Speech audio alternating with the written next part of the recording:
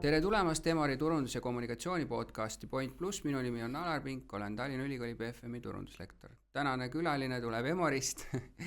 Aivar Voog, Emori uuringuekspert, tere! Tere hommikust! No ma tahtsin suga rääkida uuringutest täna üldse laiemalt, et me ei räägi konkreetsest uuringust, aga me räägime uuringutest, nende tegemisest, kuidas peaks üldse ühte uuringut planeerima, et sellist protsessi vaadet ka, aga teine asi, mida me oleme küll Aivarit siin näinud ja natuke oleme seda puudutanud, et kuidas Aivar sattus Emorisse, aga ennem sellest, kuidas ta sinna Emorisse, mis ennem seda toimus, sellest me pole ka rääkinud, et paljude külalistega me ikkagi sukeldume sinna, kuidas üldse keegi eriala juurde on sattunud, et sa oled küll vanem meesterahvas ja nõukogude aeg on selja taga, aga kus sa üles üldse kasvasid? Tallinnas. Tallinna poiss? Tallinna jah, et Karjamaa asum, see on see, mis asub Kalamaja juures, et kus sa õppisid? Kus ma õppisin, et seal üldiselt oli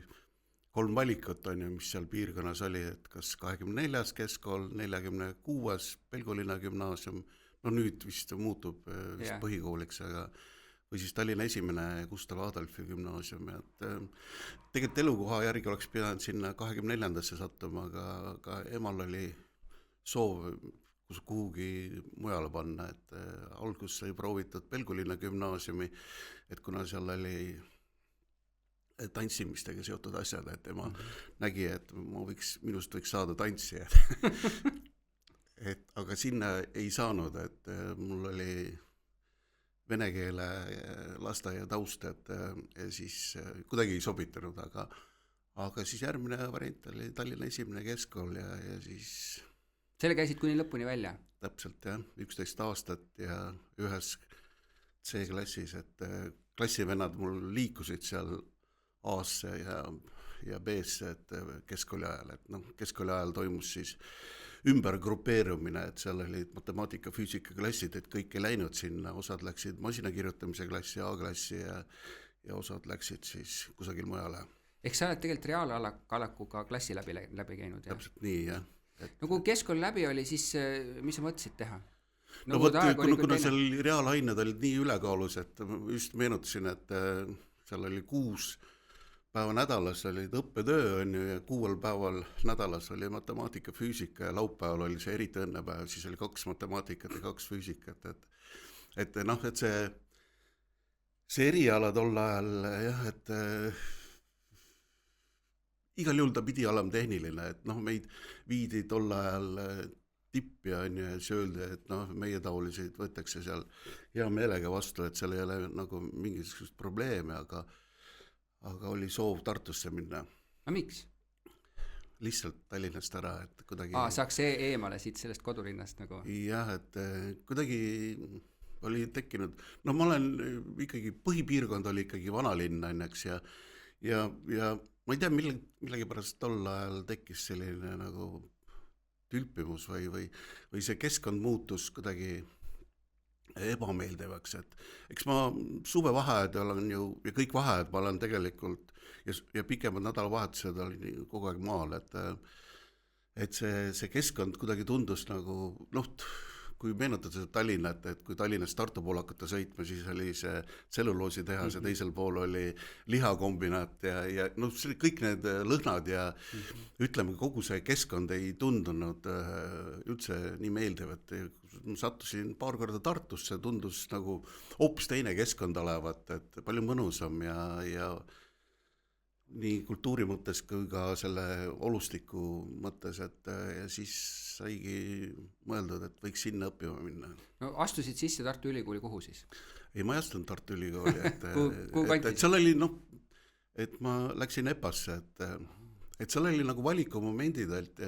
me läksime klassivennaga koos ja põhiargumentatsioon, mis pärast sinna just sai mindud, oli see, et seal klassivenna vanem vend oli just Tõraverest,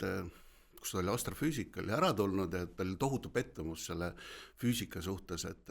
see on mõttetu, et parem on mingisugune, see oli sügav nõukaaeg ikkagi aasta 80, on ju, eks, et parem on valida mingisugune praktiline eriala ja siis saigi mõeldud selle elektriinseneri.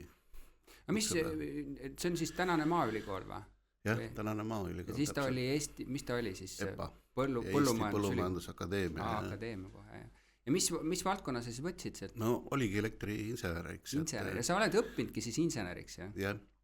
Et elektriku paberid saite ka kätte või see oli juba liiga nagu lihtne töö, et see oli rohkem nagu no mis mõttes, et inseneri diplom on olemas jah, et seal kindlasti need igasugused ohutustehnika tasemed, et ma natukene paar aastat töötasin ka erialal, kus ma siis need ohutustehnika igasugused tasemed sain kätte, aga et elu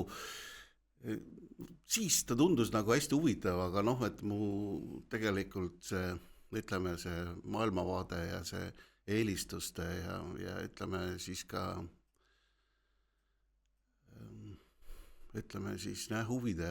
valdkond muutus järsult kuskil seal 83, 84, teatud asjalud soodustasid seda ka, et see liikus hoopis humanitaaria valdkonda, et ma hakkasin meeletult lugema seal, et ma mäletan mingi periood oli seal kuskil mingi 20 raamatut kuus, et see muutis nagu seda huvi, aga siis oli nagu, et sa olid nagu ühes kohas, et siis oligi valikud, kas sa lõpetad selle ära või siis nagu radikaalselt muudad, aga siis oli alati see oht oli see, et kui sa sealt välja lähed, et siis sa satud sellesse nõukaarmeesse, eks. Et see nagu kammitses, ja tegelikult et kui juba sai valida, ma mõtlen, et ma olen ka sellise konservatiivse lähenemisega, okei, kui sa ei valita juba, siis ma mõtlesin, ma teen selle lõpuni teen ära selle. Kui kõhklusi seal oli, et nõukaajal oli selline süsteem, et sa ei saanud nagu 2 kõrgharidust statsionaaris, et see teine kõrgharidus pidi olema siis kaugõppevormis, et tavaliselt oli see psühholoogia, eks, et mida sa õmaldada, jah. No sa õppisid ära ja sa ütlesid, natuke tegid erialatööst ka, aga mis edasi läks? Kuhu sa läksid siis? Läksin õpetajaks. Kuidas see juhtus? Sul tekkisidki nagu humanitaarhuvides ja vaatasid, et päris hea koht oleks nagu teise õpetama hakata? Jah, et see õpetamise soov oli nagu täitsa olemas, et ma siin hästi püüdsin oma nooremaid sugulasi seal mõjutada ja mul tundus, et ma ise tean täpselt, et kuidas mida peab tegema ja siis ka nagu igasugust valikuid ja nii edasi, et kuidas teha ja kuna see koht oli seal Vanavõidus oli vaba, et see nõukaajal oli suunamine, et see oli nagu ainuke minu jaoks nagu võimalus, et sa pidid nagu selle kohale minema, et kuhu sind suunati, et see oli õpetaja koht. Õpetasid reaalaineid või? Seal oleks pidanud, aga et siis, kuna see EPA ei vabastanud sõjaväest, et siis sügisel juba peale lõpetamist ma läksin jah sinna Nõukogude armeesse teenima, et seal pidi 1,5 aastat ära teenima. Mis vanuses lapsi sa õpetasid või noori? No see oli ikkagi, ütleme siis keskkooli aste, eks. Kuule, on keskkooli aste, et sul on siit väga palju aega möödas, aga on raske neid õpetada. Ma ülikoolis õpetan nagu täiskasvanud inimesed vastas. Seal ma eriti ei saanudki õpetada, sellepärast, et ma läksin juba sügisel ära ja kui ma tagasi tulin, siis oli, ma tulin tagasi 88 aprilli lõpus, eks. See oli hoopis teine aeg, et ma läksin sünges, nagu stagnatsiooni ajal, nõukaajal stagnatsiooni ajal läksin armeesse, kus ma olin kotis, mingisugune kinnine väeosa, kust välja, ma ei saanud üldse välja sealt, et kontakte ka välisilmaga ei olnud, et mulle tädi saatis mulle mingisuguseid ajalehti või ajakirja, põhiliselt Loominge ja siis teatermuusika kino, mis sealt tulid, saadeti, aga see tuli kuskil siis, need asjad tulid paari kuu Vikerkaar oli see operatiivsem, et sealt nagu sai midagi Eesti kohta lugeda, aga suletud maailm ja siis oli nagu ootamatu värskuse puhang, et see täitsa muutus, et istusin, ma mäletan seda rongi, et kus ma tulin Moskvast, tulin Tallinnasse on ju, et see oli, no tegelikult oli see paras šokk oli selles mõttes, et see oli niisugune eriline kevad, et see aprilli keskel oli Eestis hästi soe on ju, eks 20 kraadi oli, kui muinsuskaitsepäevad, abikaasa osales seal, et ta rääkis hästi soe oli ja siis kui mina tulin aprilli lõpus on ju, siis oli tegelikult lumi oli maas on ju, eks. Korraga. Aga noh rongis, et siis seal olid eestlased olid kupees on ja siis nemad tegid mulle valgustust, mis kõik oli muutunud ja mul oli niisugune šokk, et mingi rahvarinde moodustamine ja nii edasi, et aga jah, et siis kui ma tagasi tulin, et siis et ma sinna Viljandisse tagasi läinud, et siis ma elasin tädi juures ja kuna ta elas Kohilas ja siis ma läksin õpetajaks Kohila keskkooli. Aga see oli füüsika ja kehaline kasvatus, et füüsika oli nagu selle tõttu, et mulle tundus, et noh, et ma olen nii palju seda füüsikat elus õppinud, et ma midagi võiksin teada ja siis, no kuna reaalainet õpetajatest alati puudus, on eks see. Oli raske või ei olnud raske? Ei õpetada, raske, et mulle meeldis see, et õppejuhataja, kes käis kuulamas, ütles, et noh, tema vist oli see psühholoogiline ütleme siis, et kuidas neid barjääre maha võtta, et oi, et sa oled kohe loodud selle jaoks, on ju. Vana sa ise olid umbes siis? Et siis ma olin, ütleme, 27. Päris hea vanus juba, eks ole. Ja noh, see oli see eripära, et kui sa oled nii noor mees, on ju, ja sõjaväest tulnud on ja siis kohe surati ka kehaliskasvatustunnid ka, et need olid nagu siis lisand on ju, eks. Et kuna ta oli veel mitmekeelne on ju, et siis ma andsin ka kehalist ka venekeelsele klassile. No sa ei jäänud ometi õpetajaks, miks sa siis ei jäänud lõpuni välja? Oleks ju praegu olnud meil õpetajatest nii palju puudus. Et see huvi oli ikkagi edasi õppida, et ma tahtsin ikkagi selle humanitaarvaldkond tundus tol hetkel ikkagi palju põnevam ja tegelikult nagu see ajalugu oli mind kogu aeg huvitanud, et eks mu lasteaiakaaslastest ja ütleme koolikaaslastest said ühest sai ajaloodoktor ja teine on ka tuntud ajaloolane, et endal oli ka see ajaloo huvi, aga see, vaata kui mina õppisin 70. lõpus, siis meil oli lõpueksamiteks oli 2 korda oli seal 10. ja 11. klassis oli see ajalugu ja see oli täis, tolle aja ajalugu, see oli parteikongresside. Oma narratiiv seal. Ja, aga hiljem siis kui ma suhtlesin nendega, kes õppisid ajalugu, et siis said teada, et see tegelikult, see oli see kohustuslik, et mis tuli nagu millest pidi nagu rääkima, aga sellest nagu mindi kiiresti üle, et see muu oli nagu ikkagi see, mis oli huvitav ja see, mida ka siis õppejõud väärtustasid ja tudengid siis ka hoolega kuulasid, aga jah, et see humanitaarsuuna nagu või kirg selle poole oli hästi suur, et aga nagu statsionaari ma ei saanud minna, et ma käisin isegi seal ülikooli prodekaaniga rääkimas, et see on võimata, et siis oligi ainuvõimalik suund oli siis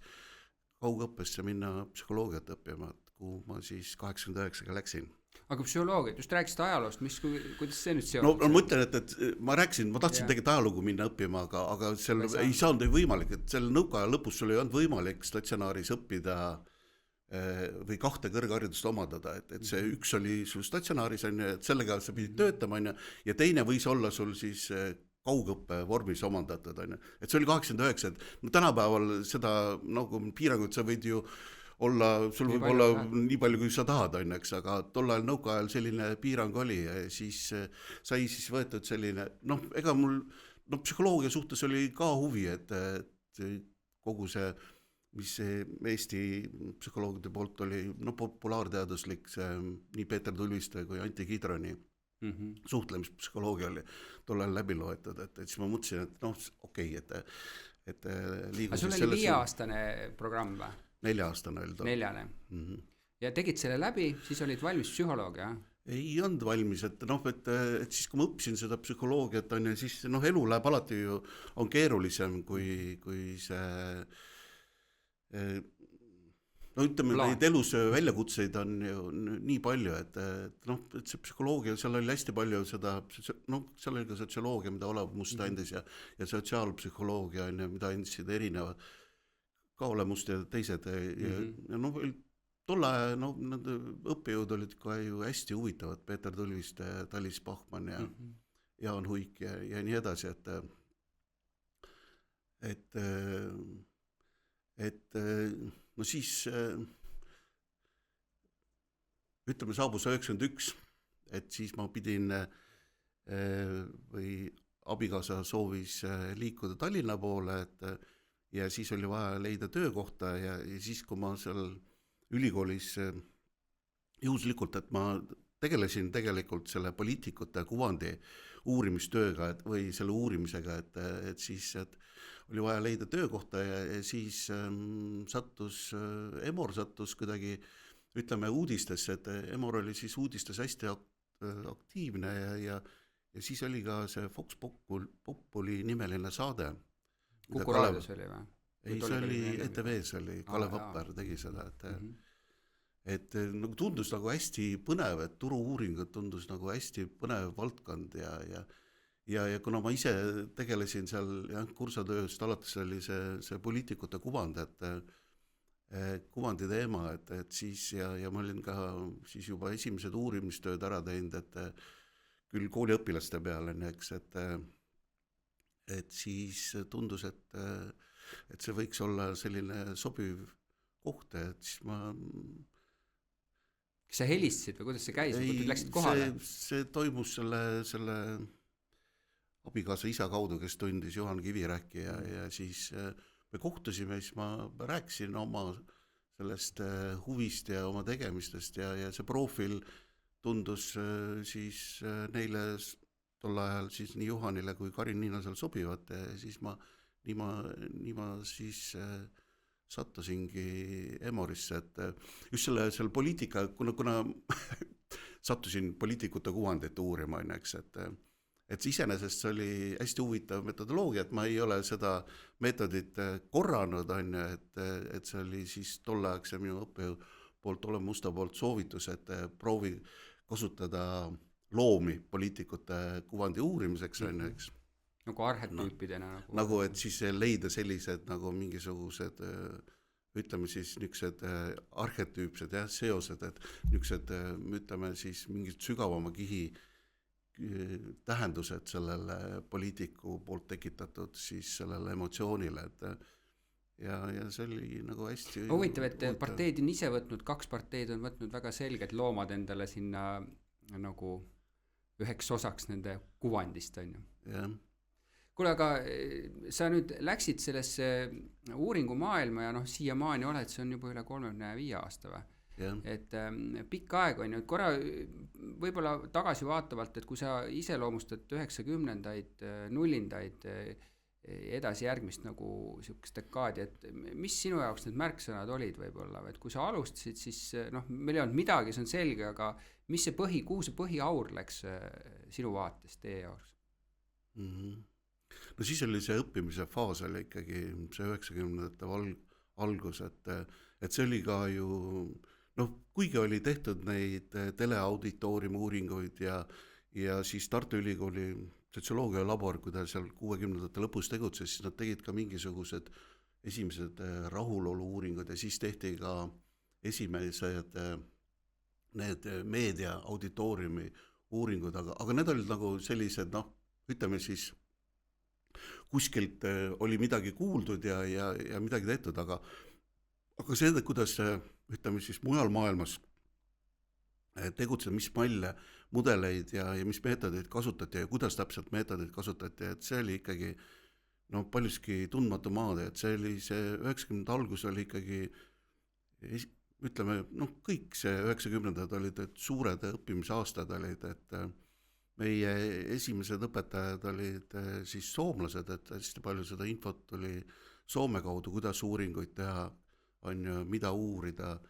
ja... Aga ütle mulle seda, et tegelikult ju Nõukogude ajal, ega siis Nõukogude ajal ka ühiskonda uuriti, eks ole, et ega ma arvan, Ladvikul oli ikkagi selgelt vaja aru saada meelsusest ja kuhu poole mida asjad lähevad, et kas kas oli siis vale arusaam, et need meetodid ei olnud niivõrd nagu head või et kui see lääne poolt tulid, et küsimus oli selles, et me tuleme kommertsmaailmast lääne, on ju, et ei olnud nagu seda vaadet, et kas see kommertsmaailma uuritakse kuidagi erinevalt või mis see nagu erisus oli, kas see nõukogude ajast oli midagi kaasa võtta ja kuidas see siis nagu see erisus oli sinu jaoks? No seda oskab, ma arvan, see Karin rääkis ka oma selles vestluses kindlasti, et tema alustas ju koos selle Mainari seltskonnaga juba seal 80ndate lõpus, mina ikkagi liitusin nendega 91, et peale seda, kui Eesti oli taasiseseisvunud, et noh, nõukaajal olid ikkagi suht-koht pragmaatilised, on ju, see, mis oli lubatud, on ju, eks, et mida võisid üldse küsida? Jah, et see oli nagu siis sellega, et nagu siis nende tarbijate siis ootusi paremini siis rahuldada, et mingisuguseid nagu siis Mainoris hästi palju kergetööstusettevõtetele, mida Eestis, no ega rasketööstust vist ei olnud kerid, et kergetööstusettevõtetele siis pakkuda, et mingisuguseid klientide siis mingisuguseid rahulolu mingite ja ma ei tea, kas seda ootusi just seda kaardistati, aga just neid rahulolu aspekte, aga ja nüüd Soome kaudu tuli põhimõtteliselt see lääne teadmine, kuidas siis nagu reaalses maailmas peaks neid asju vaatama, et millest kasu oleks. Ja. No see oli ka õppimine oli hästi lihtne, kuna soomlased olid hästi proaktiivsed ise, et nad ju nägid seda nagu võimalust oma firmade laiendamisse sfääri, et siis nagu Emor oli nagu siis hästi atraktiivne partner ka Soome kahele siis suuremale tolleaegsele firmale ja siis nad võidu käisid siis ennast näitamas Emorile, et kui head koostööpartnerid nad oleks ja siis käisid ka erinevaid siis uuringumeetodeid ja malle tutvustamas ja noh, koostööd pakkumas, et see oli Emori jaoks hästi õnnelik periood, et ma arvan, praegult ei ole niimoodi, et keegi tuleb sind niisama, on ju, vabatahtlikult nagu õpetama, et aga siis jah, et tolleaegne juhtkond eelistas Soome Gallupit, on ju, ja nendega jätkus siis see tihedam koostöö, aga kõik need mallid, et mida täpselt uurida nende brändide kohta, on ju, eks, ja kuidas neid visuaale siis või kuidas seda muuta nagu kliendi jaoks siis ütleme lugeja sõbralikuks ja milliseid järeldusi teha, sellepärast noh, et see, mis nagu sotsioloogiat eriti ja no akadeemilist teadust ju on iseloomustanud see, et järeldustes ja soovitustes oleks hästi ettevaatlikud, et noh, sõltub sellest või tollest, on ju, et noh, et teatud tõenäosusega, kui liikuda selles suunas, et võib-olla siis teatud tõenäosusega saavutada edu, aga noh, see on selline asi, mis tegelikult turunduses või ütleme ettevõtluses tegutsevatele inimestele on nagu hästi raskelt seeditav, et see ei ole nagu vastuvõetav, aga noh, soomlaste kaudu sai siis see, mida nad õpetasid, et püüa olla siis püüa aru saada, et need inimesed, kes on meie jaoks kliendid, et nendel on vähe aega, nad tahavad kiirelt saada ülevaadet ja tahavad sult konkreetseid nagu siis soovitusi. Kuule, ütle mulle, kas sa mäletad ka, ma eeldan, et sa siis soomlaste kaudu said või oli juba Emoris olemas mingi eriala raamat, mis sa nagu vaatasid, et nagu ahmisid sisse, et nii tehakse asju. Ma lihtsalt mäletan, et reklaamis oli see sama Contemporary Advertising Bovee Arends valgete kaantega, no see oli siuke täielik piibel, mis siis käis ringi, eks ole. Ei, noh, vaata, kuna see Soome Gallup üks omanikest oli ka Markkinointi instituut, siis kohe käivitus ka see õpetamise võimaluse siis pakkumine, et soomlaste poolt, et sai Markkinointi instituudis, ma juba 92 lõpus või 93 alguses läksin siis Soome õppima siis Markkinointi tutkintot, et siis, et nagu siis turundusuuringuid, et seal olid siis opased, on ju, noh, sellist nagu klassikat ei mäletagi, et millist seal oleks, aga noh, eks see tol ajal oli ikkagi see nagu uuringufirmade spetsiifiline, et ma arvan, et igal suuremal sellel uuringufirmade ketil on nagu oma mingisugust meetodite komplektid ja omad mudelid, mida nad kasutasid, aga see oli see, ütleme siis Markkinointi instituudi need õppematerjalid, mis minu jaoks tol ajal olid nagu siis nagu need siis õppematerjalideks, et ja siis 90 teise pooles oli muidugi lisandusid need igasugused konverentsid ja eriti sai käidud Londonis, või Londoni lähedal, et seal praktiliselt iga aasta, et need materjalid olid, konverentsi materjalid olid ikkagi hästi head ja ma mäletan seda 90-ndatest või eriti 90 teises pooles, et kui selle materjalide põhjal sai tehtud mingi artikkel, siis see artikkel leidis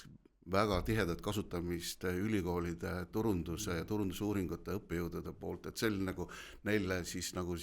kuna see info liikus ikkagi no ta ei liikunudki, konverents oligi võimalus on, eks jah, et see oli nagu siis ka ütleme turunduse õppejõududele selline tolleaegsetele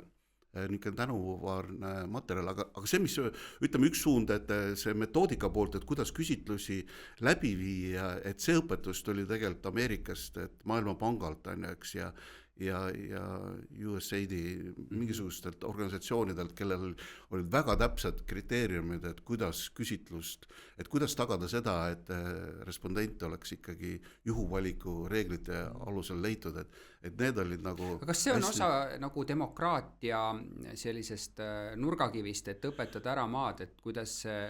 nagu arvamusi ikkagi tuua esile täpselt niisugused, nagu nad on või? Ma mõtleks, miks muidu USAID nagu peaks seda tegema, et see peaks ikkagi olema demokraatia levitamisega seotud asi, eks ole?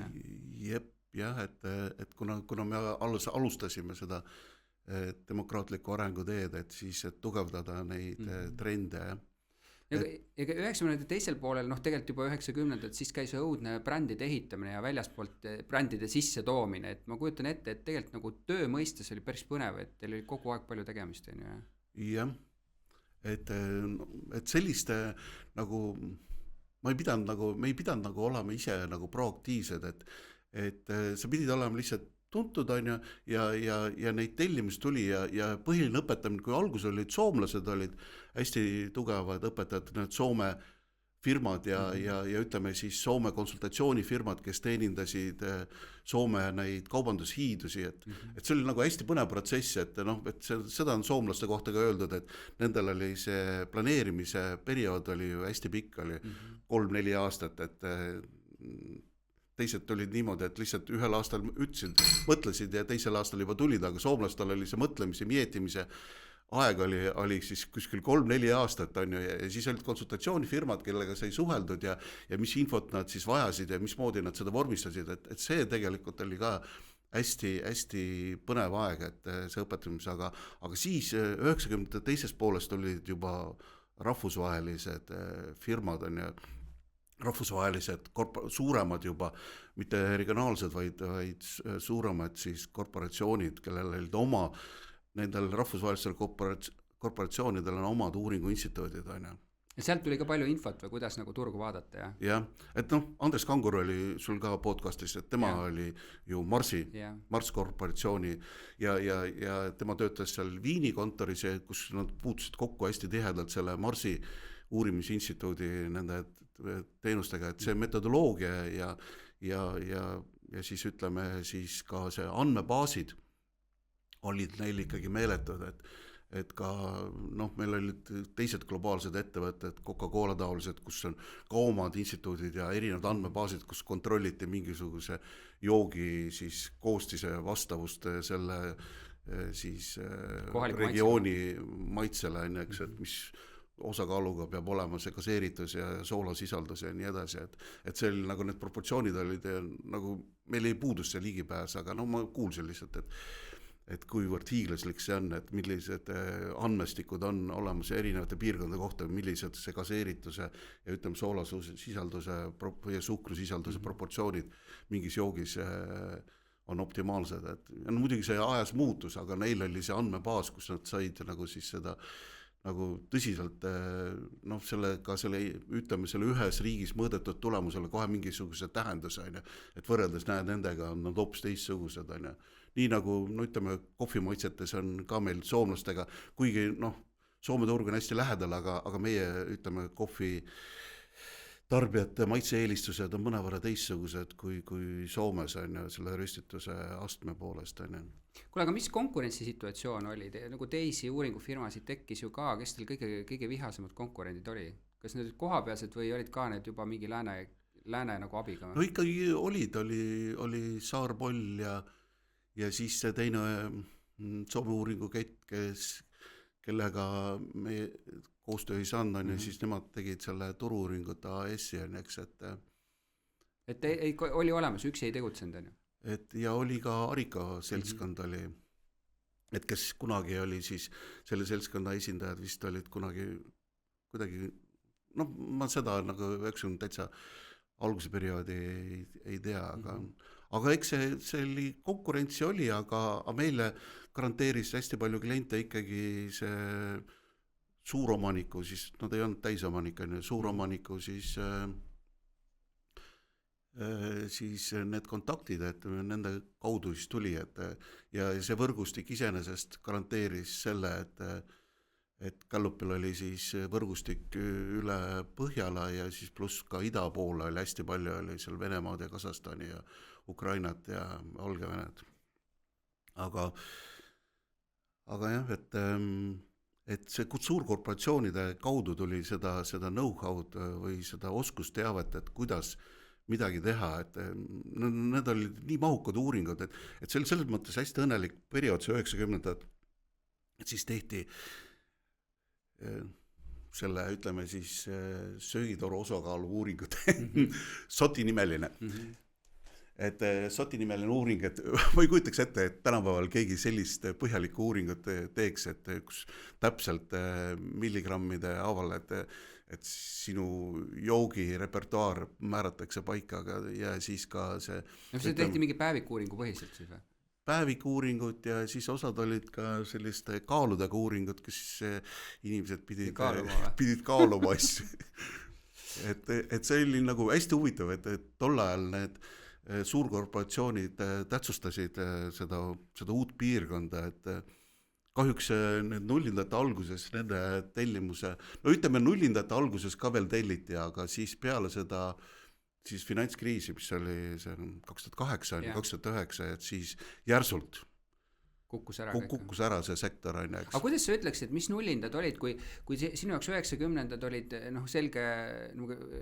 õppimise periood kogu sellele industriile ja mitte ainult teie poolt vaadatuna, üldse kõik õppisid on ju. Ja läänest tuli tõesti palju know-how'd sisse, aitas nagu kiirendada seda protsessi ja meie siis vihased kõik kohapealsed ka proovisid õudselt kiiresti rakendada. Mis see nullindas oli, et see oli siuke loomulik edasi jätk või kuidas sa vaatad selle peale üldse? No siis nullindate alguses meie jaoks oli see hästi põnev, et siis Soome Gallup osteti ära siis DNS-i poolt, et see on juba ülemaailmne firma on ja sealt tuli nagu hästi palju uusi uuringulahendusi tuli, et tuli see conversion modeli tüüpi, siis olid ka igasugused tehnoloogilised vahendid, et kuidas integreerida erinevaid siis andmebaase, et üks oli see Myriadi nimeline, nii edasi, et hästi huvitav oli selle know-how poolest, aga ma mõtlen, see klientide profiil kindlasti muutus, kui 90-ndatel domineerisid selgelt ütleme FMCG firmad on ja meie klientide hulgas on, siis nullindate alguses olid see valdkond, nad laienesid, siis tuli telekom on, eks, siis tuli finants oli hästi suure mahulised need mahud ja telekom ka, et kuule, aga mis hetkel riik hakkas olema nagu hea klient, nagu mahu mõistes? Kas see oli pigem hiljem siis või 10-ndad juba? Et see oli jah, et see 90-ndad, ma mäletan, et see riigiga suhtlus oli midagi naljakat, aga see tuli nagu, ütleme, riigi tellimused hakkasid kasvama, ütleme, siis jah, teisel kümnendil, et alates 11-12, et ja sa ütlesid, et see kriis 2008 on ju lõi päris palju kõike tagasi on ju. Mis sealt see väljatulek, kuidas see välja nägi? Kas see oli niisugune pigem tasa ja targu või tulidki uued nagu valdkonnad veel? Mis seal hakkas toimuma? No kui sa vaatad pärast seda kriisi. Et selle peale peaks kohe mõtlema, et finants et ütleme, et siis oli mingisugune langus oli, aga ütleme, et siis tulid jaeketid, jah. Et siis oli hästi palju ka jaekaubanduse uuringud, et siis oli ka jaekaubanduses oli siis hästi hea periood, et Eesti tootjate jaoks oli, ütleme, tootjate poolt kõige huvitavam aeg oli, on ju, eks, et see oli ka sinu periood, on ju, siis kui sa olid Kalevis ja Teres olid turundusdirektor, et see oli nullindad, on ju, eks. Et kui Eesti tootjad olid hästi, ütleme siis mahukate tellimuste tellijad, et nüüd on see nagu ära kadunud, aga ütleme siis teisel peale seda, ütleme masu siis 8-9, et siis oli finants oli juba, ennem oli, ta juba jätkas kasvamist, on ju, aga siis tuli ka kaubandus tuli hästi tugevalt, hästi palju oli neid kaubandusuuringuid ja siis ka, ütleme, ka sai tehtud neid üle Baltikumi, on ju, et aga kuidas riik on kasvanud nagu nii heaks, noh, ta ei ole ju ainult uuringute valdkonnas, et ta, ma olen aru saanud nii meediaagentuurid, reklaamiagentuurid ja kogu sellest kommunikatsiooni, et tegelikult on päris suur telli igas valdkonnas, on ju, et kuidas see näiteks on muutunud, kas see on sellepärast, et inimesed on liikunud erast ka riigi juurde, tegelikult on professionaalsemaks läinud kogu see pilk või kuidas see sinu vaade on sellele? No eks suur mõjur oli ikkagi ühinemine Euroopa Liiduga, see 2004 on, eks. Et see need tegutsemismallid, mida siis Euroopa Liidus juba rakendati, et tegelikult ju neid uuringuid ja seda, ütleme siis seda faktipõhisest või teadmispõhisest on ju, siis tegevusest räägiti juba ju nullindate alguses hästi palju ka üle-euroopaliselt, aga meil hakkas see kujunema siis peale seda, kui Eesti oli ühinenud siis Euroopa Liiduga ja siis tasapisi see valdkond hakkas laienema, et no muidugi see alguses puudusid ju vastava kompetentsiga inimesed, aga praegult on see kompetents nende hangete läbiviimiseks, et on olemas ja suudetakse neid läbi viia, et selle tõttu ka need, ütleme siis need Euroopa Liidu nendest fondidest tulevad rahad, et ja siis ütleme seda Euroopa Liidu tegutsemise malle on saadud nagu paremini ja paremini üle võtta, sellepärast et jah, et nullindate alguses see üks suund, et kui ma rääkisin siin jah, Eesti tootjatest ja rahvusvahelistest korporatsioonidest olid see ka, et siis me osalesime ka juba nendes Europarameetri uuringutes, on eks, ka enne Euroopa Liiduga ühinemist, et kvalitatiivsed uuringud, mida tehti Euroopa Komisjonile, et need olid hästi, hästi põnevad, et kuidas siis, kui 20 riigis tehti kvalitatiivfokusgruppide uuring, et milline see raport oli, on eks. Et siin koha peal on, et tänapäeval on juba siis nagu võimalik tehisintellekti rakendada, aga kujuta ette sellise 20 riigi mahukad mingisugused 50-60 lehelised aruanded on, eks, et siis seda töötas tegelikult 2 inimest. Ja siis üks inimene oli siis nagu selle autor, teine oli nagu assistent, et see oli nagu see lõppjäreldused, mis seal tehti, ütleme, need olid võib-olla juba üldaktsepteeritavad, et mis järeldused seal tehti, aga siis see tsitaadid, mis sealt võeti, on, eks, et see oli nagu absoluutselt juhuslikud ja siis sai õpitud seda, et rahvusvahelistes uuringutes ei tasu panna eestlaste kohta on, mingeid eripäraseid väljendeid, et see läheb lendama ja siis Brüsselis, ma mäletan, üks oli kokkusaamine, kus olid erinevad riigid ja siis Türgi esindaja oli väga solvunud, et mis pärast keegi eestlane arvas millegi kohta niimoodi, järgmine kord ma välistasin sellised eripäraste tsitaatide lükkamised, kuna see aruande tegemine oli nagu osaliselt juhuslik. Tänapäeval ma mõtlen, et kui AI-d saab rakendada ja et AI vaataks selle, et ta oleks poliitiliselt ka korrektne, et mingi juhus, ta on küll huvitav, see on ju mingi tsitaat, aga see võib nagu, kui seda üldistada, seda ei saa üldistada tegelikult, aga üldistada, siis see võib tekitada niisuguseid kelleski boksi ja lained. Kusjuures see on nagu huvitav, et ma eeldan, et nad ka lähtusid kodeerimisega, et tegid mingid teemad ja siis selle pealt, et seal on ju 2 versiooni, et üks on see, et sa näitad kõige tüüpilisem, eks ole, mis öeldakse selle kohta, või teine on kõige siuke nagu mahlakamad, on ju, et siis sa räägid sellest mahlakusest, eks ole, natukene, on ju, tuuakse välja. No mis su tänane hinnang on, et me oleme tulnud kõik selle uuringu maailma arenguga läbi, et kus me täna oleme üldse sinu hinnangul? No eks see on muutuste tuuled, et võib-olla näen selle Esomari kongresside näitel, et Esomar on siis no ta tegelikult tuleneb Euroopa on ju turu-uuringute firmade ühendusest, aga ta on ülemaailmne organisatsioon tegelikult on ju. Ja 90-ndatel olid Esomari kongressid olid hästi populaarsed, et kus me saime nagu seda aimu, et mida välismaailmas tehakse, ka ütleme siis ka Soome Gallupi inimestel oli alati huvitav käia ja ennast tutvustamas kuskil rahvusvahelistel kongressidel, et seal oli hästi suur huvi ja hästi palju osalejaid, et ja siis nullindate alguses hakkas toimuma suur konsolideerumine, eks. Et uuringufirmad üksikud iseseisvad osteti ära kettide poolt on ja toimus üks suur ketistumine, oli kuskil 3-4 ketti ja Esomari kongressidel esinesid niisugused ütleme alternatiivse või niisugused väheolulised tegijad, siis see huvi kadus, aga nüüd viimase aastatel on jälle, et see uus tehnoloogia on võimaldanud siis selle paljususele, on tekkinud uusi teenusepakkujaid, et siin on nagu hästi palju on uusi tegijaid sellel turul, et need vanad ketid võib-olla ei ole nii enam selgelt domineerivad, nii nagu nad olid seal nullindatel ja ütleme siis teise kümnendi alguses, et nüüd on maailm jälle hästi mitmekesiks, Esomari kongressid on jälle muutunud hästi populaarseks on ja sealt on näha neid uusi igasuguseid tuuli on ja. Aga mis on märksõnad sinu jaoks praegu? No 2 põhilist ongi on sünteetilised andmebaasid ja AI on, eks. No lähme nende juurde pärast tagasi, aga need on siis suured tükid, eks ole, mis täna kõige rohkem võib-olla siis puudutavad seda maastikku on ju. Selle võrra on vist teile põnev, ei saa öelda, et saab edasi minna nii, nagu sa oled siiamaani tulnud, eks ole? No igal juhul on praegult on mingisuguste nagu ütleme siis olemasolevate tegutsemismustrite lõhkumine, et see uus tehnoloogia võimaldab seda ja täpselt kuhu suunas see uuringutööstus nüüd liigub, no täpselt ei saa öelda, et nullindatel sai kindlasti öelda, et kogu see värk liigub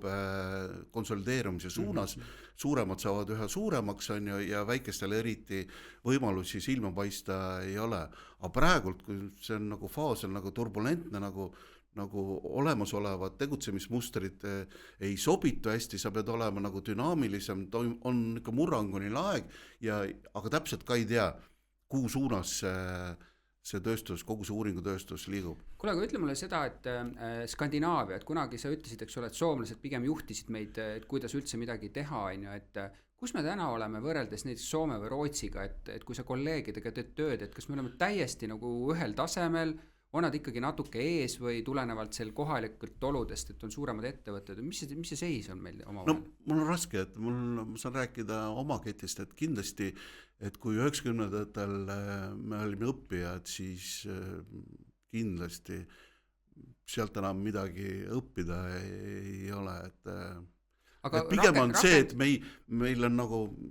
Emori järjepidevus meil on seda kogemust palju rohkem kui nüüd naabruskonna riikides, kus on see, et ketid on nagu suured ketid on hakanud nagu killustuma või seal on toimunud teatud siis tükeldamine, tükeldusprotsessid on ja, et seda nagu seal on see nagu järjepidevus on saanud nagu tõsiselt kannatada, et ma arvan, et enam lähipiirkonnas kindlasti õppida ei ole, aga kindlasti on õppida nendest suurtest keskustest ja Ameerikast ja võib-olla Suurbritanniast kõigepealt Ameerikast ikkagi, et sealt ikkagi tulevad nüüd uued suunad, sest seal on katsetamisraha ka rohkem, eks ole. Katsetamisraha, seal tehakse neid huvitavaid asju, seal on suured turud ja siin uue tehnoloogia katsetamised toimuvad ju eelkõige seal on. Kuule, lähme uuringute enda juurde, et kui inimene on oma ametipostil, eeldame siis ta on turundusjuht, eks ole, või keegi, kes vastutab siukse ikkagi toote ja turu arengu osas, eks ole, on ju, et kust ta üldse alustama peaks, et tegelikult neid suundi on nii palju, et noh, et võib öelda küll, et on äriline eesmärk tihtipeale ütleb see, et me peame rohkem raha teenima, eks ole, me oleme valinud selle valdkonna, aga mida ta üldse vaatama peab, meil on makro, noh, kõige lihtsam, eks ole, et kui me ülikoolis õpime kas turundust või isegi majandust, siis on makroökonoomika ja mikroökonoomika, et kumbalt poolt sina nagu ütled, et peaks alustama, kas pigem vaatama üldpilti või pigem vaatama siis nagu väikest pilti või? Ja proovime sealt siis leida nagu need vastused või? No sellisel murrangusel, et sa mõtled just, et no ma mõtlen seda, et eks ole, Emaril on ka muuhulgas ka Baltikumi makronäitajate ülevaade, eks ole, et kui palju on sündivus, surevus, eks ole, mis demograafias toimub, on ju, ma ei tea, sissetulekute osas, need on kõik asjad, mis tegelikult ju määravad mõnes mõttes turunõudlust, on ju, et mis üldse nagu saab, on ju, niisugune makrotasandi küsimused, on ju, või noh, kui sa vaatad ka poliitiliselt või juriidiliselt, mis hakkavad toimuma, eks ole, et need on kõik asjad, mis mõjutavad, on ju. Aga need on suured pildid, on ju, teine kõrval on siis selline vaade, eks ole, et noh, et sa oled valinud mingi valdkonna ja see valdkonna sees toimuvad mingid spetsiifilised tarbija nõudluse, eks ole, muutused või mingisugused need, et kumbast peaks üks inimene, kes satub selle koha peale üldse alustama, kas ta peab sellest suurest pildist kõigepealt alustama või pigem peab minema sinna väiksesse ja sealt sa saab kõige rohkem abi kõigepealt? Ma ei oskaks niimoodi öelda, et mõlemad variandid on huvitavad, on ju, eks, et see, kui aga kindlasti, et sellest ühest ei piisa, et sul peab olema nagu kogemus mõlemalt, et see, mis on nagu, et see, mida meil ei ole olnud, on ju see, et meil on, ütleme meil on hästi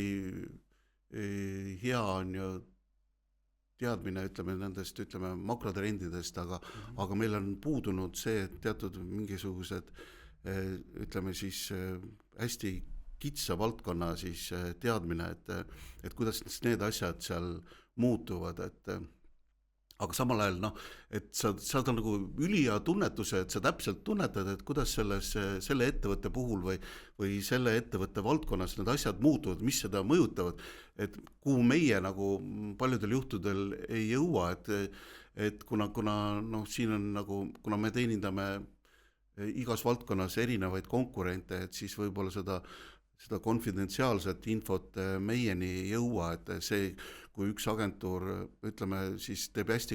head koostööd, on tihedat koostööd, et siis ta saab seda ühe valdkonna tunnetust, aga siis näed, et tal on super hea see tunnetus selle kitsa valdkonna kohta, aga ta ei näe seda üldist pilti, et ta teeb nagu valesi järeldusi selle oma valdkonna kohta, et ta ei oska nagu näha seda valdkonda või seda ettevõtet laiemas kontekstis, et ma mõtlen, et meil ei olegi ühtegi sellist töötajat ju olnud, et isegi kui sina hakkasid koostööd tegema, et sa olid nagu väga paljude ettevõtetega tegelenud, sul on nagu 3-4 erinevat valdkonda, on ju, kus sul on kogemusi, aga see, mis mul on hästi huvitav olnud, et kui ma saan inimesega rääkida, kes on spetsiifilise valdkonnas hästi tugev, on ju, ta teab, mis asi, mida mõjutab, et kuivõrd see hind või mingisugused aspektid seal on mõjutanud, on ju, et siis on nagu, et sa paned selle killukese siis sellesse kuidagi laiemasse pilti ja sa oskad nagu paremini ka tõlgendada või siis oskad seda, ütleme, makrotrende siis laiendada või siis makrotrendide mõju näha ka kitsama valdkonna ettevõtte tegevuses, aga see on hästi huvitav, aga ma pigem arvan, et see laiem pilt oleks nagu kasulikum algses, aga igal juhul oleks see kogemus, et ühe ettevõtte kõik see infokogemus, et seal on hästi palju kasutamata potentsiaali, aga selle kasutamise eelduseks oleks nagu laiema pildi olemasolu. No ma mõtlen just seda, et ütleme, et inimene tuleb sisse, ta saab selle vastutuse ja nüüd ta peab kuskilt otsast alustama, on ju, et võib-olla ta tunneb kohe kammitsetud, et ma pean teadma nüüd, kas ma lähen tegema fookusgruppe või mingi küsitluse välja, on ju, tegelikult see on juba sekundaarne meetodi küsimus, on ju, et esimene küsimus on alati ju see, et mis see uurimusprobleem on ju, ja ma arvan, et seal on hästi palju kimpus, eks ole, et mida ma peaks üldse uurima, on ju, et mul on väga selgelt mingi eesmärk, ma pean rahaliselt selle eesmärgi ära tegema, aga et kuidas sinna jõuda, nüüd mul on mingit infot puudu. Ma mõtlen, et kuidas aidata inimest selles etapis, et ta üldse nagu saab aru, missuguse küsimusega nagu pöörduda, sest me ei saa alati eeldada, et inimene oskab uurimusprobleemi nagu täpselt sõnastada või uurimisküsimusi täpselt sõnastada, eks ole. No see on see, et mida meil on nagu kliendi suhtluse jaoks õpetatud juba üle 10 aastaga ka selle rahvusvahelise korporatsiooni poolt, et ära õpeta, mis küsimusega sa pead alustama, vaid püüa nagu kliendiga suheldes aru saada, mis see probleem on. Ja siis sa saad nagu siis ütleme uuringu spetsialistina soovitada, mis küsimusi sa võiks hakata küsima, aga see on niimoodi, et ma siis peaksin nagu siis ütleme ühe ettevõtte spetsialistina aru saama, et mis küsimusi ma pean küsima, aga tegelikult kõige olulisem on see ikkagi, et mis probleemid, mis väljakutsed mul on ja siis konsulteerides ütleme siis spetsialistiga kas või meiega, siis on võimalik siis fikseerida seda, mida on siis mõtet küsida, millest alustada ja kõigepealt on ikkagi see probleemi nagu teadvustamine, et või selle nagu sellest arusaamine, et mis see probleem on, et sealt edasi saad juba siis tuletada konkreetsed uuringu küsimused, et kui klient tuleb ja ütleb, et ma tahan tuntust mõõta, no see ei vii selle, ütleme siis resultaadini, mis võib-olla klienti tegelikult rahuldaks on ju, et okei, et klient näeb, et midagi tal läheb kehvasti ja tal esimene, ütleme siis hüpotees on, et tuntuses on probleem, no see tuntus on kõige arusaadavam, on ju, kõige tuntum parameeter uuringutest on ju tuntus, kuigi tuntusel on nagu tohutult palju siis aladimensioon on ju, et kas see on see pinnapealne tuntus, on see sõnatuntus, visuaalituntus on mingi sügavam tähendus, arusaamine ja nii edasi, see on neid tasandeid, seal saab eristada väga palju õnneks, et tuleb, ütleb, et mis mu tuntus on õnneks ja siis saab teada, et uuringufirma, kui ta suhtab nagu hästi pealis või lihtsustatult on, siis mõõdab selle aidatud tuntus ära, aidatud tuntus on 97%. Ja mis sa sellega teed? Mis sa sellega teed, on ju?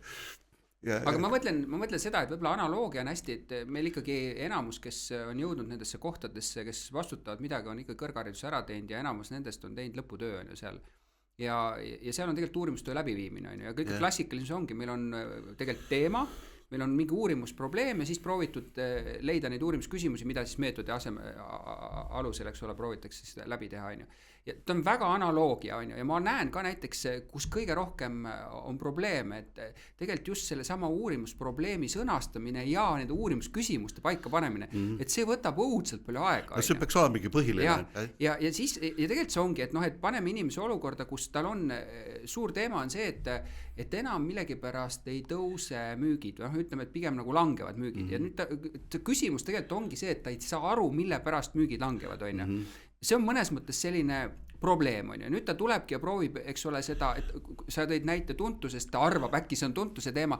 aga meie ülesanne on tegelikult sõnastada ära need uurimisküsimused niimoodi, et me saaks hakata nagu vaatama, et mis asju me peaks üldse hakkama nagu vaatama, eks ole, on ju. Ja sealt tulevad nüüd mõnes mõttes uurimisplaan, mis on siis nagu seda meetodite kasutamine ka, on ju, et mis meetodid siis kasutada, et ma ütleks siis seda, et tegelikult see, kui inimene tuleb uuringufirmasse, ta ei pea nende meetoditest veel mitte midagi teadma, see ei ole üldse tähtis, eks ole, on ju. Tähtis on see, et ta oskaks natuke kirjeldada seda, mis olukorras ta on ju, ja kui ta ei oska kirjeldada, siis leida meid inimesed, kes oskaks kirjeldada, mis olukorras ta on ettevõtte sees, eks ole, jah? On ju niimoodi, jah? Täpselt, jah. Nii, no paneme koos paika, eks ole, et uurimusprobleem on selline, uurimisküsimused on sellised, nüüd on see, eks ole, osa uuringufirmast, et ta tuleb siis potentsiaalsete meetoditega, et kas me siis peaks minema küsitlema inimesi nagu mahus või minema küsitlema inimest nagu sügavuti, eks ole. Need on ka kaks suurt printsiipi, eks ole, ja nende kohta on teaduslikus kirjanduses öeldud siis kvantitatiivne ja kvalitatiivne uurimismeetod, jah? No käime korra üle, mis on ühe või teise poole nagu siuksed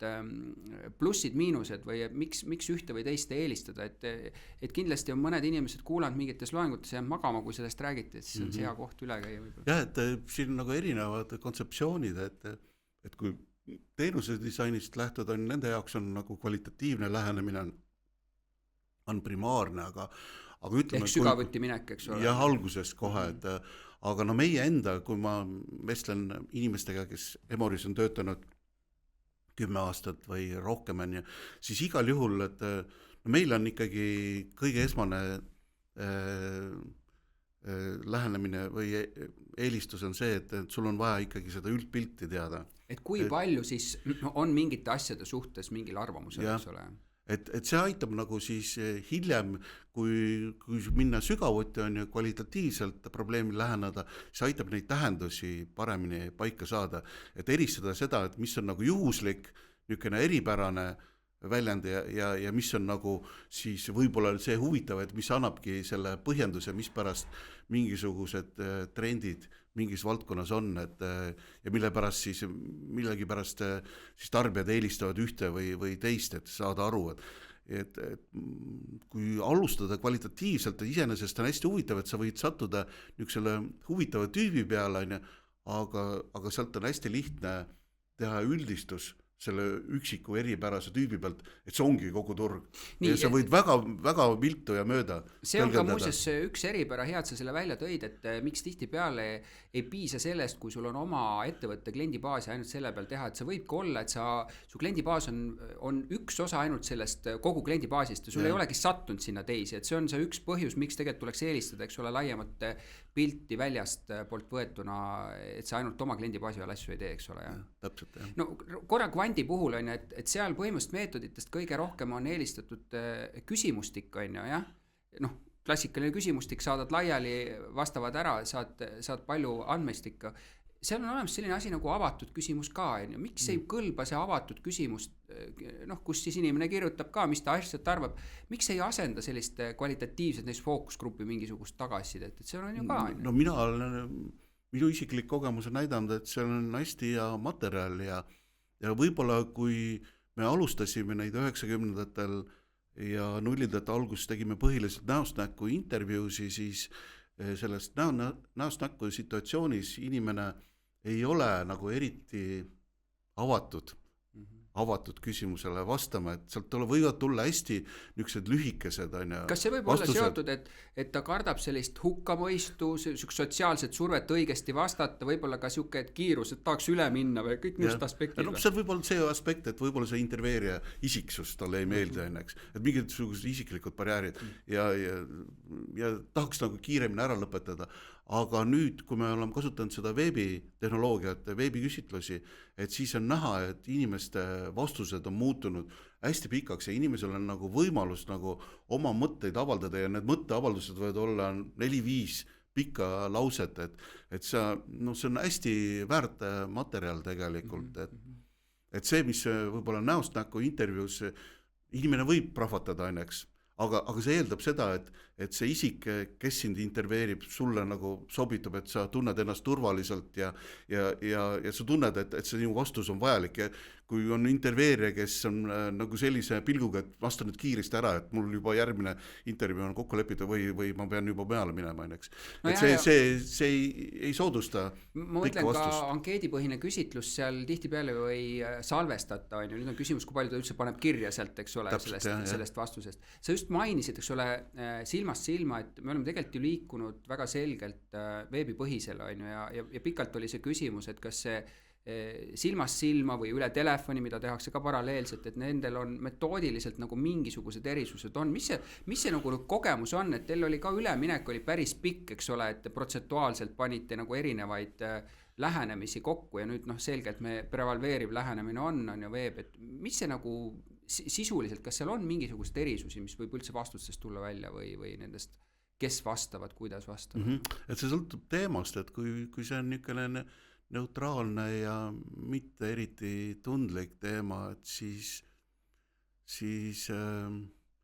selles meetodis ei ole nagu erisusi, eks ole. Erisusi. Aga kust need erisused tulevad siis? No siis, kui ikkagi teema on niisugune konfidentsiaalne, eks, et või selline tundlik teema, poliitiliselt tundlik teema näiteks. Aga kumb siis või milline nendest versioonidest siis nagu toimiks paremini oma alusel? Võtta raske on kontrollida, et milline see vastus õige on täpselt, eks, aga noh, see, mis on nagu üldine tendents, et poliitilistes tundlikes küsimustes telefoni teel inimesed on positiivsemad kui veebi teel. Kas me sellepärast näeme ka, et osaliselt Euroopa Liidus on ikkagi veel teatud meetodid nagu paralleelselt kasutuses, ei ole nagu üle mindud täiesti veebipaneelidele? No Euroopa Komisjon on hästi konservatiivne, et nad jätkuvalt kasutavad näost näkku meetodit, mille pärast me nüüd ei ole mitu aastat olnud kaasatud sellesse küsitlusprotsessi, et miks sa arvad, see on seesama põhjus või on see, et liikmesriikidel on nagu erinev arengutase olnud ka võib-olla veebipaneelide tekkes, et siis tekitada nagu üldisemalt rohkem võrdväärseid ja võrdluses olevaid andmestikke, et siis tehtud nagu meetodi mõistes sarnane lähenemine? Et meetodi, et kuna need, ütleme siis need veebiuuringute kvaliteet sõltub hästi palju sellest kontaktbaasist, mis sul on, et ja kas sul see kuidas see kontaktbaas sul tehtud on, et meil on ta ikkagi juhuvalikute tulemusena siis tasapisi 10 aastate jooksul kogutud, aga kui nad on võimalused, et see on vastavalt siis inimese suva järgi tekkinud, et need, kes on tahtnud liituda, et seal võib olla seda kallutatust, mingisugustes kuna europarameetrid on ikka põhiliselt poliitiliste küsimuste kaardistamiseks, et nad kardavad seda kallutatust, et selle tõttu, aga samal ajal arvestades seda, et see meetodiga kättesaadavus on niivõrd halvaks läinud, et meie seisukoht on kindel, aga ju siis seal on, eks nad ole oma lähenemistes konservatiivsed, aga teiselt poolt me ei oma ka seda informatsiooni, mille alusel see ikkagi, see eelistus on niimoodi paika pandud. Kas neil on olnud mingisugustes riikides siis selline nii negatiivne kogemus, et nad on otsustanud selle näost näkku jätkuvuse kasuks. Kas seal võib olla see ka, et kardetakse selle aja nagu statistilise, võiks siis öelda, ebakõla tekkimist, et kuna meetodid muudetakse, siis kuidas ma saaks ikka tõlgendada, et siis see vana andmestik oli nagu õige, eks ole. Vaata, alati see üleminek oli ka, ma mäletan, et kui teie läksite ka mingis osas ju üle ju protsentuaalselt, et siis seal ikkagi nihked toimusid, siis on niisugune nagu küsimus, eks ole, et kuidas sa tõlgendad seda vana aja nivood uuega, eks ole. See võib olla küsimus. Tuleme korra valimini, et eriti kvantitatiivse puhul on, et mingil pärast, ma ei tea, kuidas mõned asjad on nagu nii tugevalt inimeste või tellijate mälus, et kuskilt on see 1000 kunagi käinud läbi ja alla selle tundub jube odav kõik ja et ei taha ja siis mõnigi müüb, on ju, et tegelikult on see veaprotsendiga seotud, aga räägi sa nagu üle, et mis see nagu teema on ja kus see 1000 üldse tuli omal ajal, et 1000 vastajat on nagu see õige? Et see tuli nagu kuidagi sellest, see oligi nagu eelistatud lähenemine, et kui tehti neid mitme riigi uuringuid, siis oligi standardseks valimiks oli 1000, et üle-euroopalised uuringud ja see on kuidagi nagu see mall on kinnistunud ja siis on arvatud, et see ongi see ainuvõimalik valimi suurus, et seal on erinevus 500-sega on lihtsalt selle usalduspiiride laiuses, et kui 1000 puhul on see natukene üle 3%, on siis 500 puhul on ta siis kuskil +/–4 millegagi. See tähendab seda, et kui sul on mingit andmestik tuleb, et näiteks, ma ei tea, selle asja eelistas 20%, eks ole, vastajatest, siis sa pead arvestama 1000 puhul, eks ole, et see võib olla 17% või 23% ja siis 500 valimi puhul võib see siis olla vastavalt need protsendid alla või üles poole, eks ole, et see on see ainukene küsimus, on ju, jah. Ja see usalduspiirid sõltuvad ka sellest protsentnäidust, on ju, et see maksimaalne on siis 50% juures, et kui see on 50-st oluliselt madalam või kõrgem, on ju, siis need usalduspiirid lähevad kitsamaks, on ju, ta võib olla siis jah. Ja see on nüüd, võiks öelda, et tegelikult iga asja puhul see ei mängigi nii suurt rolli, et võib-olla teatud näitajate puhul see võib olla nagu näiteks, võtame näiteks poliituuringud, eks ole, et kus on tõesti küsimus mitte selles, kus on praegu erakonna eelistus, vaid aga valimistel on see võib-olla küll kriitilise tähtsusega, et siis oleks see protsentuaalne nagu kõikumine valusam, eks ole, et siis see nagu ütleks, et võiks ju eelistada nagu suuremaid valimeid, on see nii, eks ole, jah? Ja et see välistab rohkem seda teatud juhuslikke muudatusi, aga ei saa välistada seda, et ka 1000 või 2000 2000 valimi puhul sul tuleb mingisugune juhuslik jõnksatus, et see võib olla seotud ka sellise nagu siis, no inimene on inimene, on ju, et see tema mingisugust või ütleme siis vastamisvalmidust ja see, kuidas inimene siis vastab, sõltub hästi palju taustast, on ju, tema meeleolust, on ju, et mingil hetkel, kui on mingisugune hästi traagiline sündmus või mingisugune hästi tugev sündmus, et siis et see ka 2000 valimi puhul, kui sa oled hästi kitsas ajahetkes, et siis võib mingisugune juhuslik jõnksatus tekkida või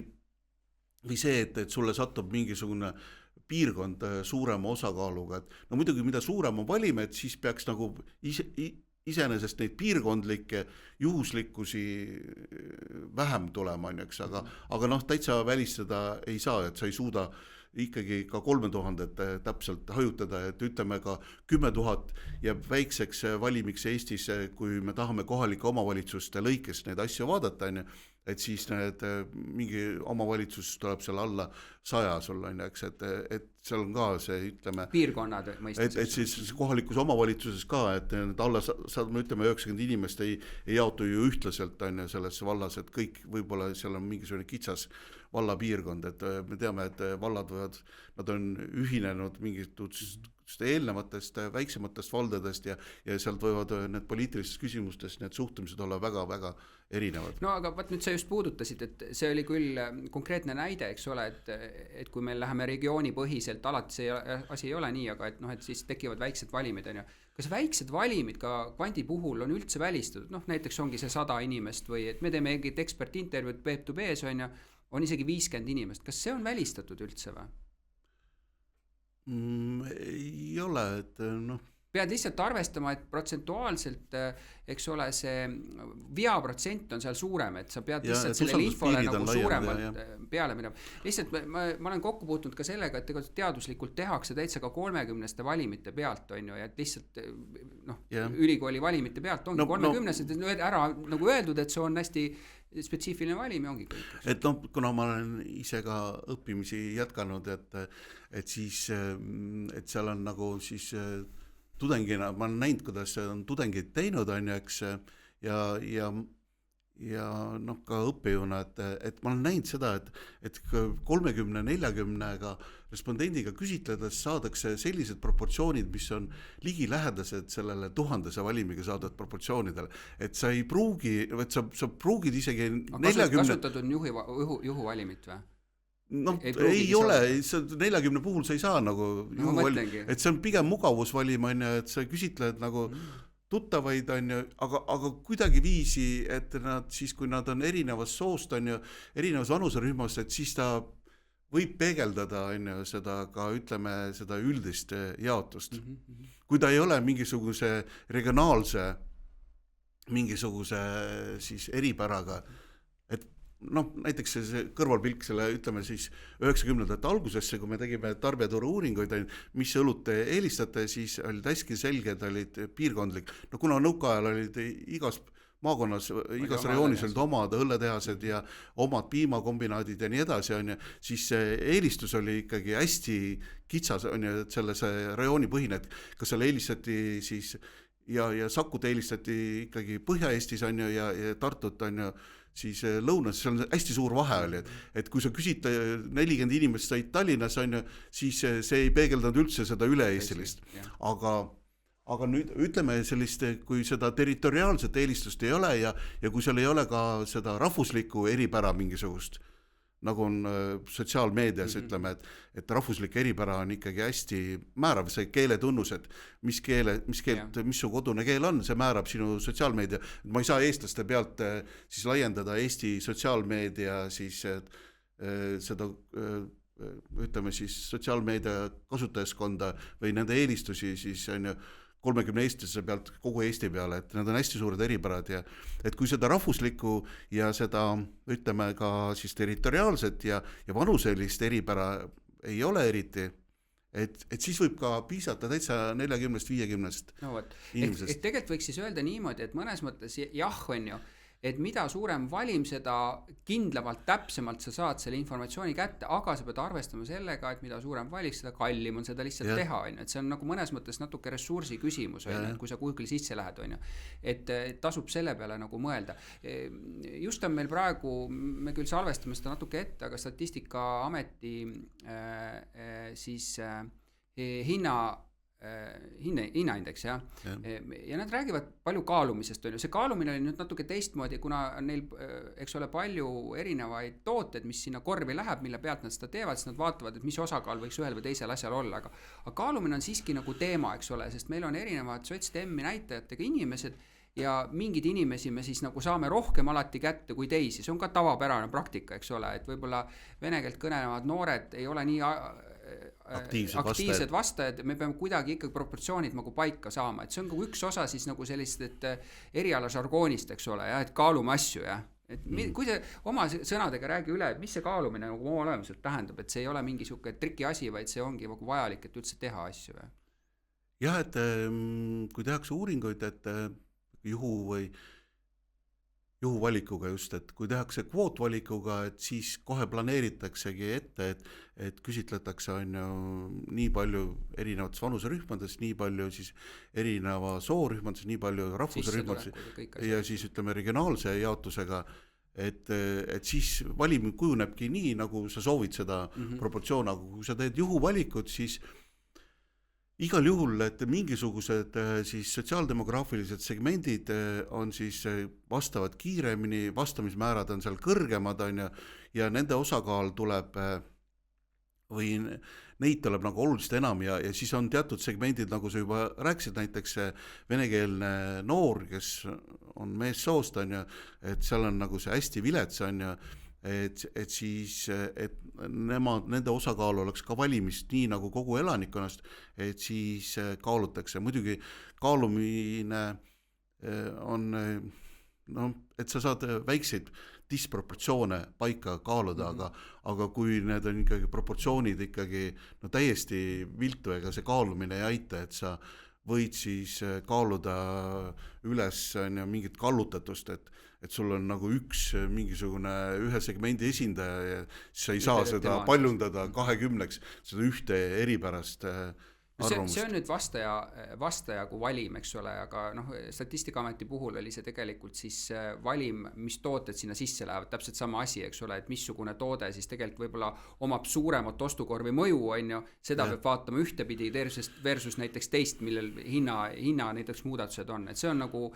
et valim ka nüüd jällegi, kes võib-olla ei ole igapäevaselt, on ju, et kui valimist räägime, et valim ei ole alati vastaja, valim on see objekt ka, mida me uurime, eks ole, on ju, et see võib olla üks puha, kas reklaamid või mingid muud asjad, et see on ka võib-olla inimeste jaoks tihtipeale segavatust tekitav asi, mis mõttes meil on nagu mitu valimit, eks ole. Jah, et sa ei pea nagu kõiki uurima, võid teha siis valimi, et mis on nagu oluliselt ökonoomsem, on ju, et sa võtad siis teatud hulga, aga siis kui ja see, et ta esindaks seda kõiki, on ju, see valim, on ju, et siis see oluline see meetod või mis garanteerib selle esinduslikkuse on ikkagi juhuvalik, et sa ei otsi ainult teatud tüüpi, vaid sa juhuslikult, et siis see peaks garanteerima selle, et kõik eripärased rühmad on seal esindatud või eripärased objektid omas proportsioonides, jah. No kui kvantitatiivi puhul me saame nagu lõpptulemusi väga selgelt nagu näidata protsentuaalsetes jaotustes, on ju, siis kvalitatiivi puhul üldiselt öeldakse, et sellest tuleks hoiduda, on ju, et kuna valimid on väiksed, jõuame sinna, mis see printsiip siis on, et mis see valimi suurus võiks olla, et et jällegi, et üks versioonidest kvalitatiivset on teha, eks ole, fookusgrupid, see ei ole ainult niimoodi, sa võid teha üks-ühele intervjuusid ka, on ju. Fookusgruppidel on jälle traditsiooniliselt kuskil mingi 9-12 või 8-12, kus see tuld on? No tegelikult on optimaalne 8, et see on ka mingisuguse, ütleme, siis inimese töömälu mahuga seotud, on ju, et ka ütleme, seda on nagu siis ka õpetajate puhul täheldatud, et õpetaja suudab nagu siis kontakti või tähele panna klassist 8 inimest, eks, või 8 õpilast, eks, et see on nagu optimaalne, ja fookusgrupi modereerimisel, kui on seal 10-12, siis igal juhul sa ei suuda nagu kõikidele võrdset tähelepanu osutada või sa ei suuda tähele panna kõiki nende arvamusi, et see on üle raske, et see tegelikult maksimaalne määr ongi 8, et või ütleme optimaalne on 8, et see või ütleme, et on ikkagi maksimum ikkagi, et 9 ja 10, see tähendab seda, et sa tegelikult vestled seal, ütleme siis mingisuguse tuumikuga ja siis sul on mingisugused või need, kes jäävad kõrvale täiesti. No aga miks planeeritakse rohkem? Eks ole, see üks on põhjus, et äkki inimene jääb tulemata, siis meil on vähem, eks ole, siis me ikkagi kompenseerime sellega ära, see on ka üks põhjus. Aga et see, mis pärast kliendid on tahtnud alati suuremaid fookusgruppe, on pigem see, et neile tundub, et see 8 on üliväike, et siis, et annaks nagu midagi ligilähedast kvanti uuringule, et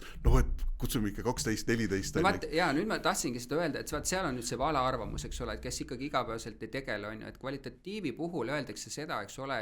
et tulemus on relevantne siis, kui ta hakkab korduma ja tihtipeale see kordumine võibki tulla sul juba 5-6-ga ja piisabki sellest, on ju. Aga üldiselt selleks, et aru saada, et kas oli mingisugune nagu ebakõla, on ju, siis tehakse üleüldiselt nagu rohkem, et tehakse ka rohkem kui ühte fookusgruppi näiteks, eks ole, et sa mõnes mõttes võrdled mitme fookusgrupi pealt, kas see on ikkagi nagu ühtne tulem, eks ole, on see umbes niimoodi. Jah, et see muster võib juba ilmneda juba ühest fookusgrupist ja teine lihtsalt kinnitab seda ja kolmas ei lisa mitte midagi uut, aga seal on osad on niisugused teemad, mis ei ole ei oma nagu selge või inimestel ei oma sellel nagu selget hoiakut või neil ei ole selget visiooni, et siis on see hästi, ühe grupi tegemine on hästi ohtlik, et kui keegi hakkab kallutama, isegi kui on väga professionaalne moderaator, eks ole. Jah, et keegi mõjutab, et moderaator ju reageerib tagantjärele, et ma ei suuda seda ette näha, et keegi esineb järsku hästi jõulise seisukohaga ja ta tundub hästi suur autori, mul endal ka kogemusi, et kus rikutakse ühe lausega, rikutakse ära ja sa ei suuda enam parandada, õnneks. Et siis on nagu oluline, et sul oleks mitu gruppi, siis sa tead, et see on selle ühe isiku. Sa mõtled umbes sellist, et tuleb siuke statement, et et see, kes niimoodi ikka mõtleb, on ikka täitsa nagu loll, eks ole. Ja siis on korras, keegi ei mõtlegi, sest ei tahaks nagu. Täpselt on ju, aga sa ei suuda seda nagu ette ju prognoosida, Aga ütle, et eks ole, et see on see, kui me teeme ühes näiteks vanusegrupis, eks ole, või mingite teatud nagu kindlate sotsdemograafiliste näitajatega grupis. Nüüd, kui sul on vaja seda ikkagi läbivalt, siis see on ka nüüd üks põhjus, miks sa peaksid rohkem gruppe tegema, et sa siis lähed teistesse nagu sotsdem gruppidesse ja teed seda. Kas seal on see koherentsus tähtis või mitte, et sul on homogeensed grupid või pigem ei ole ka see nagu teema või? No see sõltub nagu sellest eesmärgist, et igal grupil on, kui ta on homogeenne, on ju hästi ühtlane, et siis seal on alati välja toodud, et selle grupi puhul on selliseks negatiivseks kõrvale mõjuks selline nagu lainetus, et nad hakkavad nagu ühtemoodi, siis liiguvad positiivses suunas ja siis liiguvad mingis negatiivses, et see on niisugune lainetus, et nad on nii ühte meelt, ja siis puudub nagu siis selline mitmekesisus garanteerib selle, et siis garanteerib teatud stabiilsuse, on ju, eks, et kui sul on nagu mitme arvamuse esindajad, on ju, siis on kindel see, et üks arvamus ei jää domineerima, et ei teki sellist nagu ühest seisukohast teise lainetavust, on ju. Et see sõltub nagu sellest grupist, et mis on see eesmärk, kui sul on grupis nagu saada kindlat arvamust, on ju, millegi kohta, on ju, aga et siis on homogeenne grupp parem, on ju, eks, aga kui sa tahad nagu mingisugust üldisi mustreid teada, siis nagu homogeenne grupp on nagu ikka väga halb, ja kui sa annad nagu kogemata, annad selle küsimusega juba suunad nad kuhugi, on, eks, et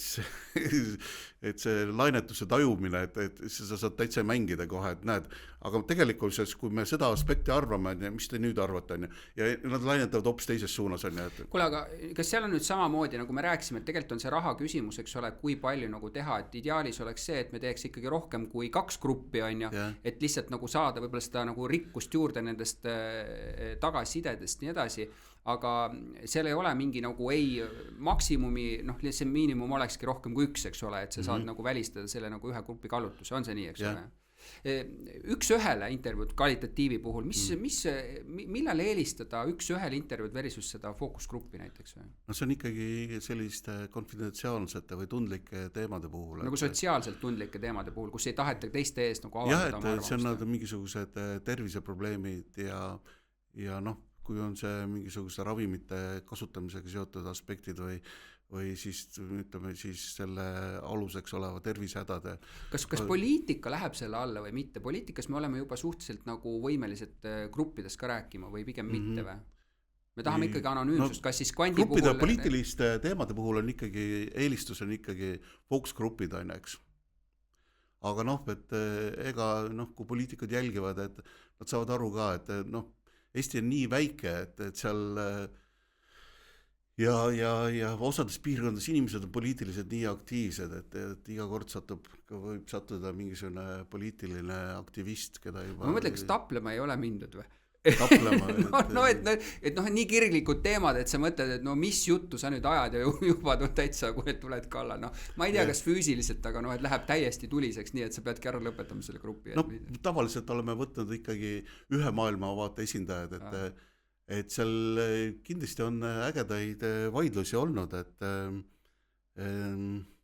vot see, kui on ikka diametraalselt erinevad maailmavaated ja sa pead midagi arutama ja kui üks pool on räigelt, kasutab argumente teise poole vastu, siis sellest diskussioonist ei tule midagi välja,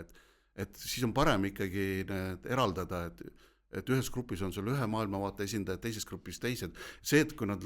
emotsioonid, nad kütavad ennast üles ja läheb lihtsalt lahmimiseks, nagu seal kuskil esimeses stuudios poliitikute vahel on, eks, et kus visatakse lihtsalt loosungeid, see ei anna ju mitte midagi. Nemad võitlevad valijate eest, eks ole, see on see loosunglikkus on üks aga osa sellest. Keda see huvitab selline loosungite pildamine, eks, et ma arvan, et see ei ole ka tunnetuslikult huvitav, et siis partei toetad lihtsalt vaatavad seda, et olid tubli, et suutsid selle loosungi hästi kiirelt ja selgelt välja ütelda. Kuule, aga räägime korra veel digikvalist, on ju, et me üha rohkem ka teeme ju kvalitatiivset asju mitte nagu silmast silma, on ju, füüsilises ruumis, vaid me oleme läinud digikeskkonda. Kas see on midagi toonud juurde või ära võtnud,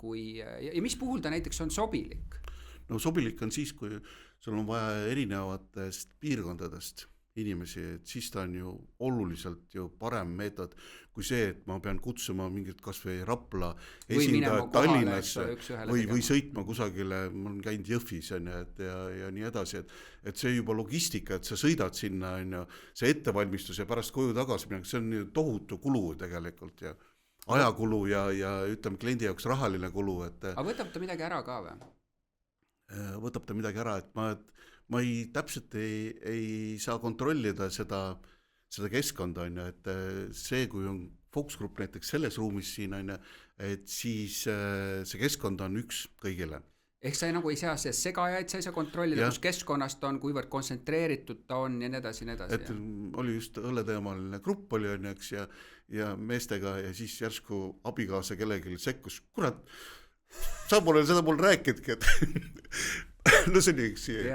kõrvalvaataja oli veel olemas. Kõrvalvaataja, ma ei saa seda ei saa nagu selle, ütleme, Teamsi gruppide puhul välistada, et mingisugune ootamatu segaja tuleb sinna fookusgruppi vahele, eks, et aga palju inimesed tajuvad, näiteks ruumis meil on ka ju kaamera üleval, mitte sellepärast, et me neid peame nagu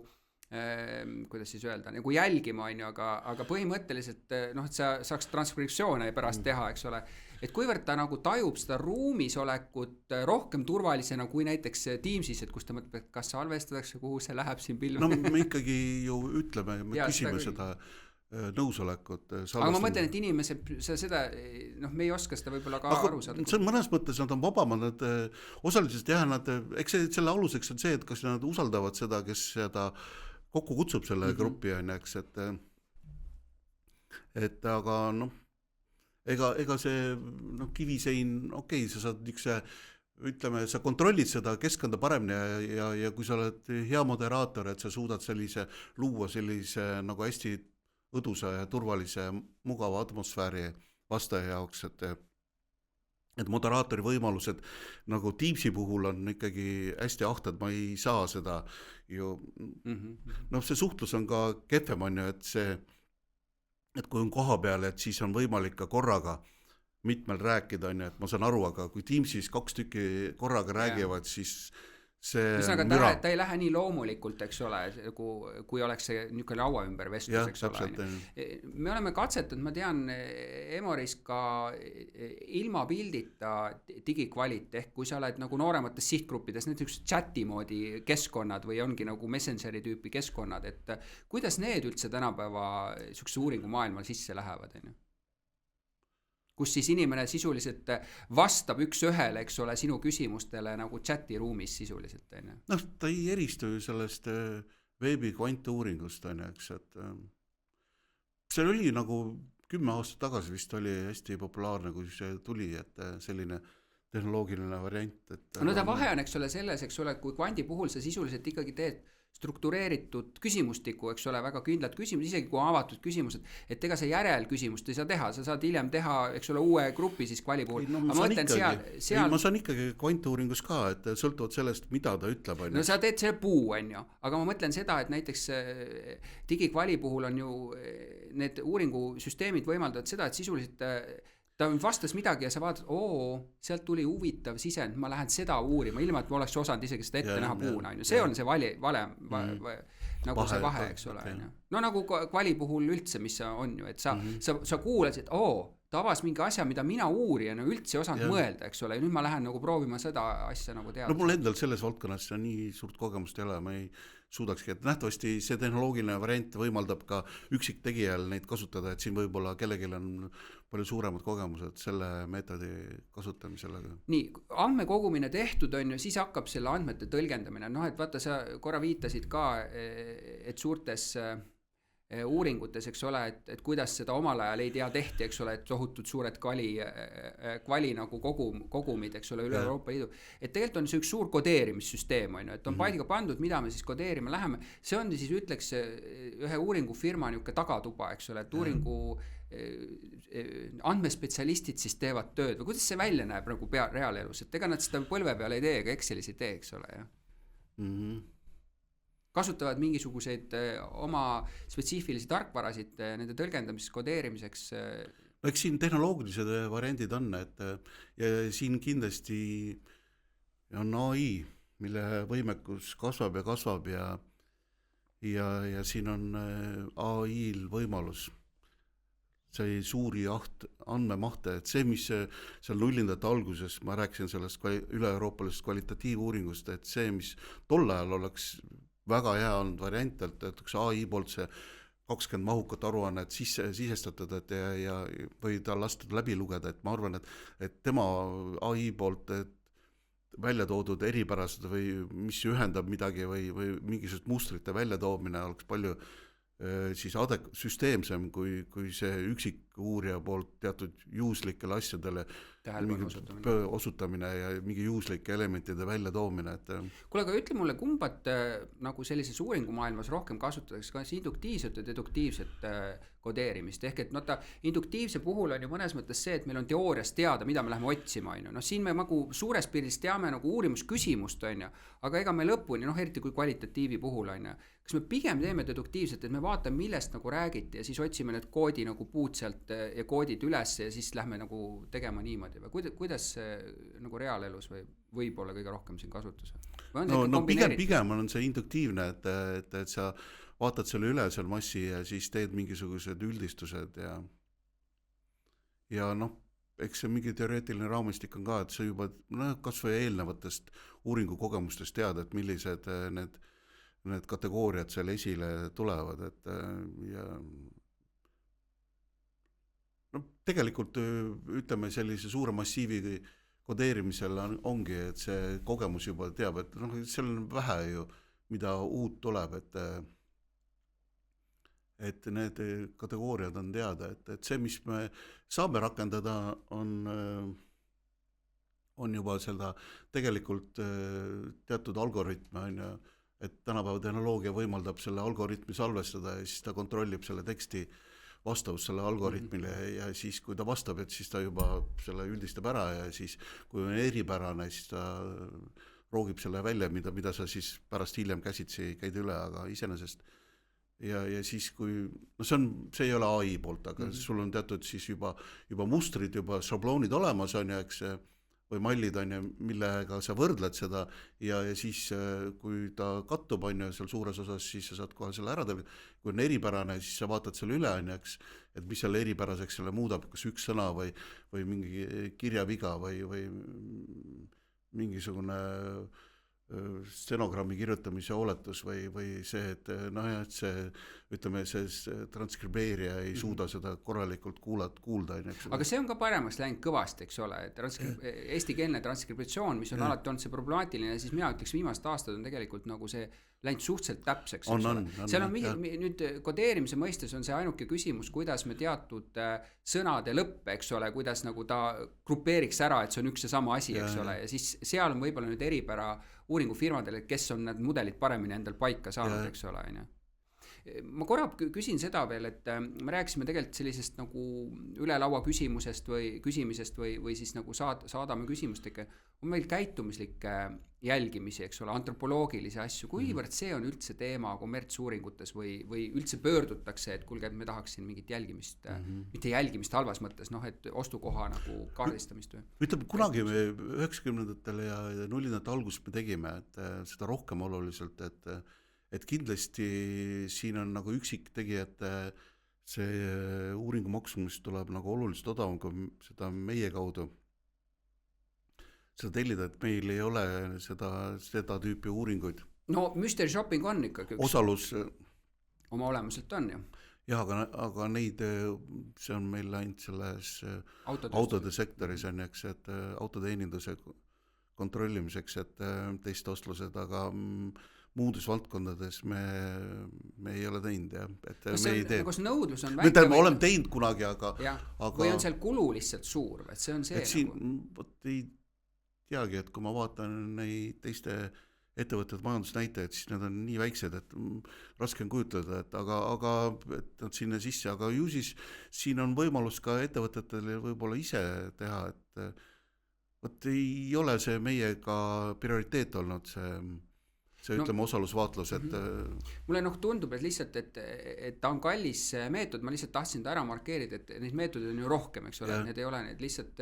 võib-olla uuringutööstus tegeleb meetoditega, mis on kõige võib-olla kuluefektiivsemalt nagu massis teha, eks ole, et see on see teema, et kui te puutute kokku ühe või teisega, et siis see ei tähenda veel, et need on lõplikud meetodid. Ma tean, et Tive on sellele spetsialiseerunud, aga kui ma vaatan tema majandusarvanud käivet, siis seal ei ole mingit tõusu, et see on hästi võrreldes meiega on see hästi väike müügitulu, et see on ikka marginaalne valdkond, jah. Sest eksperimentide tegemine, mis ka sinna alla käib, on üks osa sellest ja ega see mystery shopping on natuke eksperiment, et sa lähed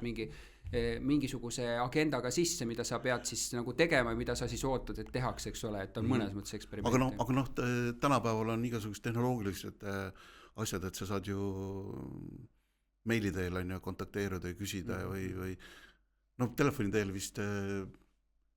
ei tehta seda. Ja seal tahetakse lihtsalt vist näha, eks ole, klienditeenindust, et kas võetakse vastu niimoodi täpselt nagu peaks on ju see pöördumine, et sind märgatakse on ju, et meili teel on see ainult üks osa sellest. No kui sul nüüd asjad on käes, eks ole, et andmetöötlejad on oma töö ära teinud, siis ta tuleb tegelikult uuringu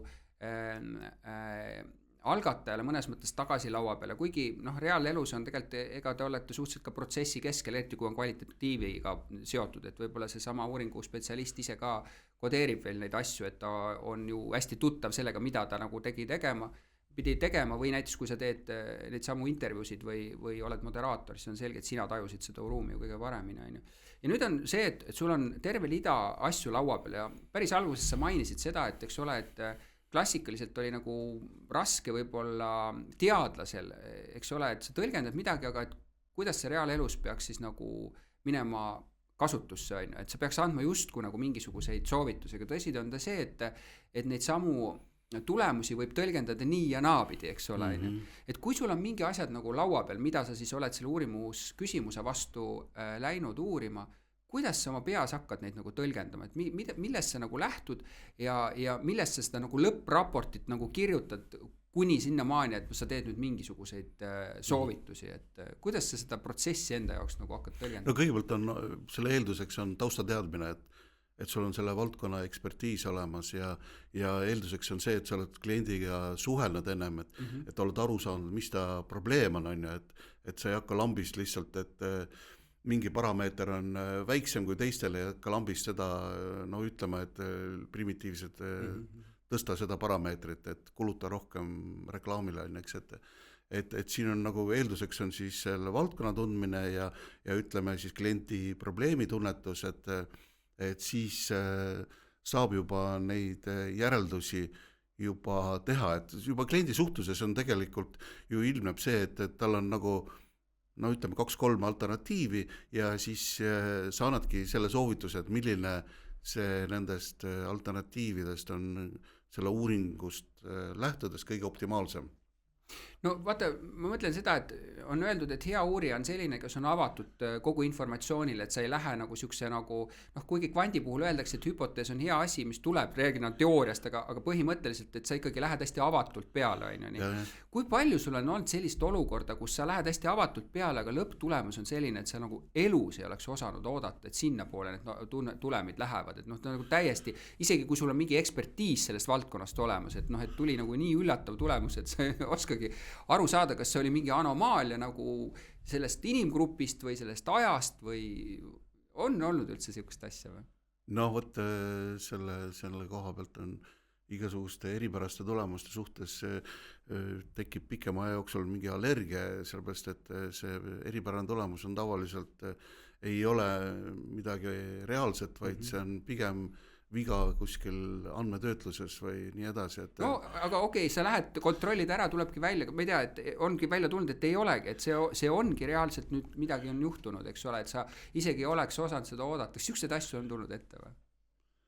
Et kui ma tean seda valdkonda et sa uurid selle ikkagi eelduseks on üllatuse tekkimise eelduseks see, et ma on mingisugused mul omad oletused, aga ma täpselt valdkonda ei tea ja siis tulemus on hoopis midagi muud, eks, et aga see, et kui sa tead valdkonda ja siis et oleks tulnud midagi, aga see, kui see niimoodi on, siis see ütleb mulle seda, et tegelikult valdkonnad on väga stabiilsed ju.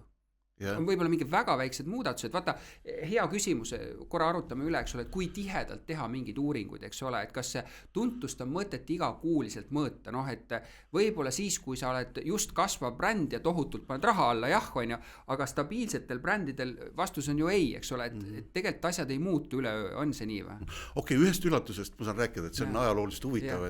et üks esimesi globaalseid kliente oli meil Coca-Cola ja see oli juba aastal 92 oli, et tol ajal Coca-Cola ei olnud siin või esindus oli, aga need uuringud telliti Ameerikast ja ameeriklaste jaoks esimene partner oli seal mingi Moskva firma, eks, ja siis see telliti siit ja telliti siis hästi mahukas uuring, hästi mahukas. Et 92 situatsioon oli selline, et Tallinnas oli karastusjookide tehas, mis tootis ka Coca-Colat ja Fantat, eks, ja suur üllatus oli see, et ja samal ajal nagu jah, et üllatus oli see, et mitte minu jaoks, aga siis ütleme tellija jaoks oli see, et esimene bränd, mida siis inimesed teadsid, oli Pepsi Cola, eks. Šokk oli tegelikult kliendi jaoks, eks. Et müüakse ainult Coca-Colat, eks, aga teades seda tausta, et alates 77. aastast oli Pepsi oli küll Fanta ka, eks, hiljem tuli, aga oli Pepsi, aga siis Pepsi tootmine lõpetati ära, Coca tegi siin karastusjookide tehasega mingi diili, et toodeti ainult Coca-Colat, eks, ja juba aasta otsa, aga see, et see inimese mälus on see inertsus, et see võib olla üllatav, jah, et inimene mäletab asju, mida enam ei ole, aga ta arvab, et see ongi see, mida ma joon, kuigi ta juba jõi, Cocat, eks, aga brändina tuli meelde nagu Pepsi, sellepärast Pepsi oli nii tugevaks juba kategooria nagu nimed sünonüümiks muutunud, et koolajoogi kategooria, eks ole. Võt see oli taarapunktides oli klaastara tüüp, oli Pepsi pudel, eks. aga see on üldse, see on muidugi nagu teine teema, aga huvitav, et Coca-Cola suutis nagu oma tegevusega sisuliselt tühistada selle olukorra, kuigi Pepsil oli nagu meeletult hea nagu stardipositsioon, et oleks võinud tegelikult selle regiooni täiesti enda kasuks keerata, aga näete jälle, suurem suutis nagu teise üle mängida. Ja teine on näiteks näide oleks, ütleme siis Kalevi perioodist, et Kalevil oli ka 90-ndatel hästi segased periood, segane, et seal selle erastamine, siis seal omanikud ka vist kaklesid kõvasti ja siis sortiment ka muutus ja siis me tegime Kalevile ühte uuringut ja siis tuli välja, et inimesed ostavad mis on Kalev osteti ja siis tuli välja, et inimesed ostavad ka Annekese šokolaadi, aga vahepeal oli Anneke veel tootmisest väljas oli mingi 2 aastat. Aga inimesed ostsid oma arust ikkagi Annekest ja selle järeldus kohe turundatel, see on kohe lantseerime, kuna meil pole vaja üldse midagi kulutada, et need inimesed ostavad ilma tooteta ka seda asja, et ilma konkreetse tooteta, et ja nii kui nad lantseerisid, on ju see me mõõtsime ka järgmine aasta seda tulemust, on ju areng oli, eelistus ja kõik see tuntus kohe drastiliselt, aga juba mitte omamata seda näidist, on ju see mälus oli see olemas on ju ja inimesel tundus, et kui ta ostis midagi, et see ju siis see Anneke oli. No see Kalevi ajast on üldse nagu huvitavad fenomenid, ma mäletan, et Annekene ja Nurm, mis olid nagu üliväiksed retsepti erinevused, nagu üliväiksed, sellised, mis kui mitte ei olnudki nagu samad ja sama oli Mesikäpa ja Jõmmuga on ju. Ja tarbijate meeltes olid need kõik nii erinevad tooted, eks ole, et üks oli parem või teine oli parem. Või et hea näide, eks ole, kui mina ka Kalevisse tulin, on ju, et kuidas ma reaalselt, see oli ka siis periood, kui me hakkasime koostööd tegema, on ju, kus ma reaalselt nagu tundsin, kuidas mul on vaja uuringufirma abi, oli see sama asi, et tohutu hulga tooteid, aga aru ei saa, kes on sihtgrupp. Et on midagi ju kogu aeg on tehtud, eks ole, aga kes ikkagi ostab, ei saa aru. Ja sellest oli nagu tohutult palju tegelikult kasu, et tehti ära selline suur kaardistus, et tekkisid väga selged nagu grupid. Esiteks, mis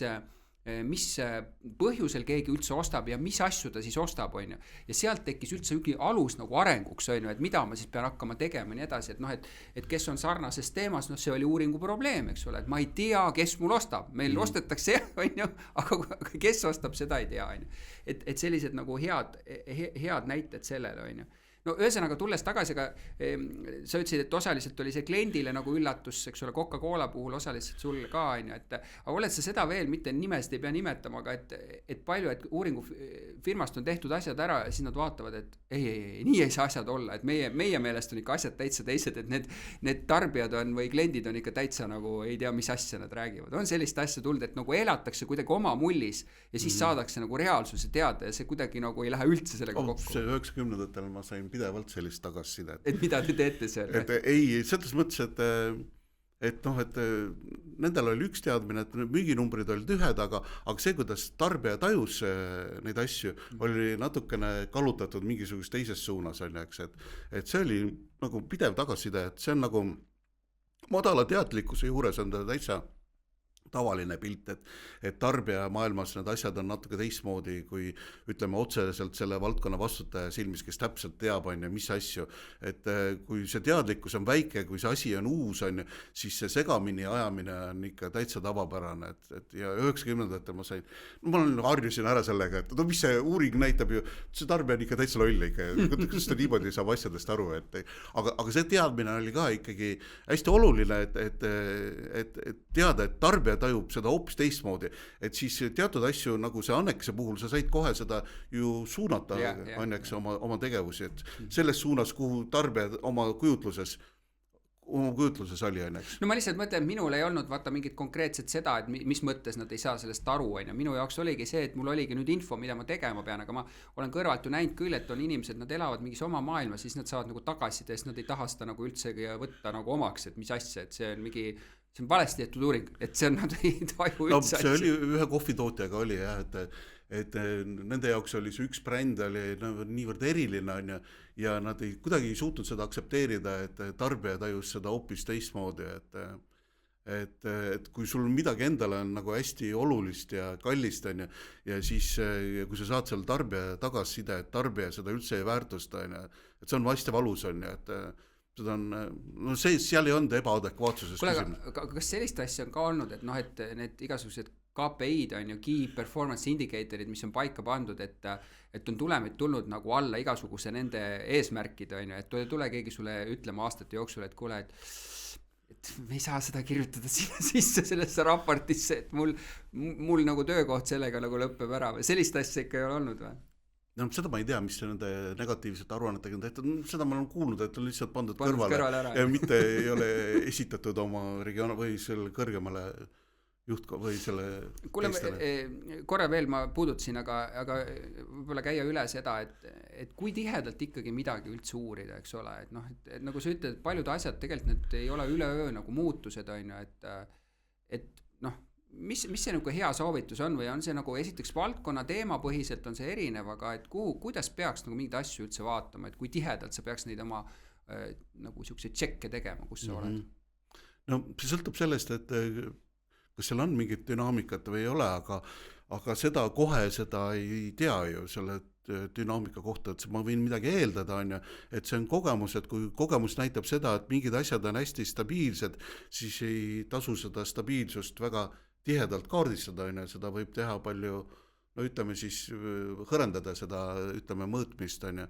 aga kui mingisugust valdkonnas on hästi noh, see dünaamika on hästi suur, on ju, et siis see tihedus võiks olla suurem, et kui sa dünaamilises valdkonnas mõõdad üks kord aastas, siis sa võid absoluutselt saada vale pildi sellest, et juhuslikult mingi asi langes, on ju, ja siis sa saad aru, et eelmine aasta oli kõrgem näitaja, tõlgendad seda negatiivsena, aga tegelikult oli see suhteliselt juhuslik, et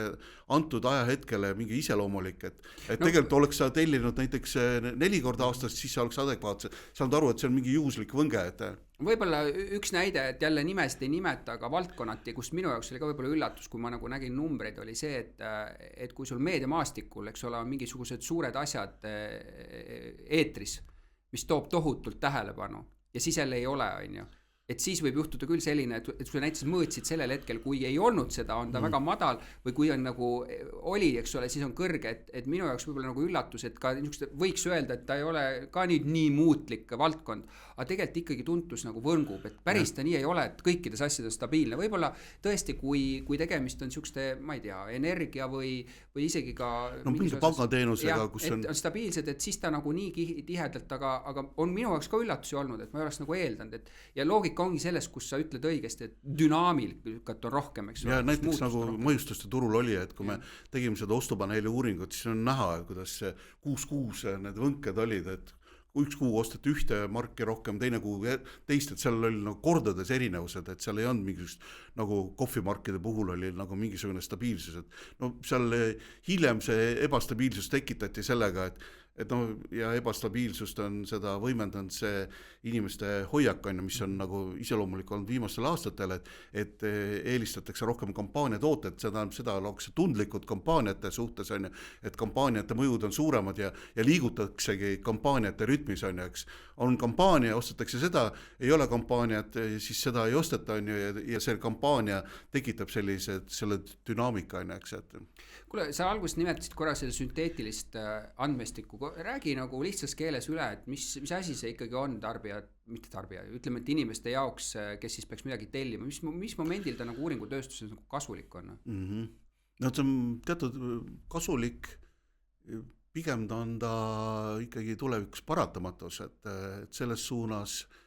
need asjad liiguvad, et seal on 2 tegurit, mis mõjutavad hästi, et teatud sihtrühmad või inimeste kättesaadavus on kogu aeg raskeneb ja ütleme sellest vastajate siis nagu mõtled, et vastajate kättesaadavus vastamiseks halveneb ja teiseks on teatud sihtrühmad, on ju, kitsad sihtrühmad, kelle kättesaadavus on väga kehv, on ju, ja ajas ta võib-olla veel kehveneb, on, eks, ja teiseks eelduseks on see GDPR-i nõuded, et sa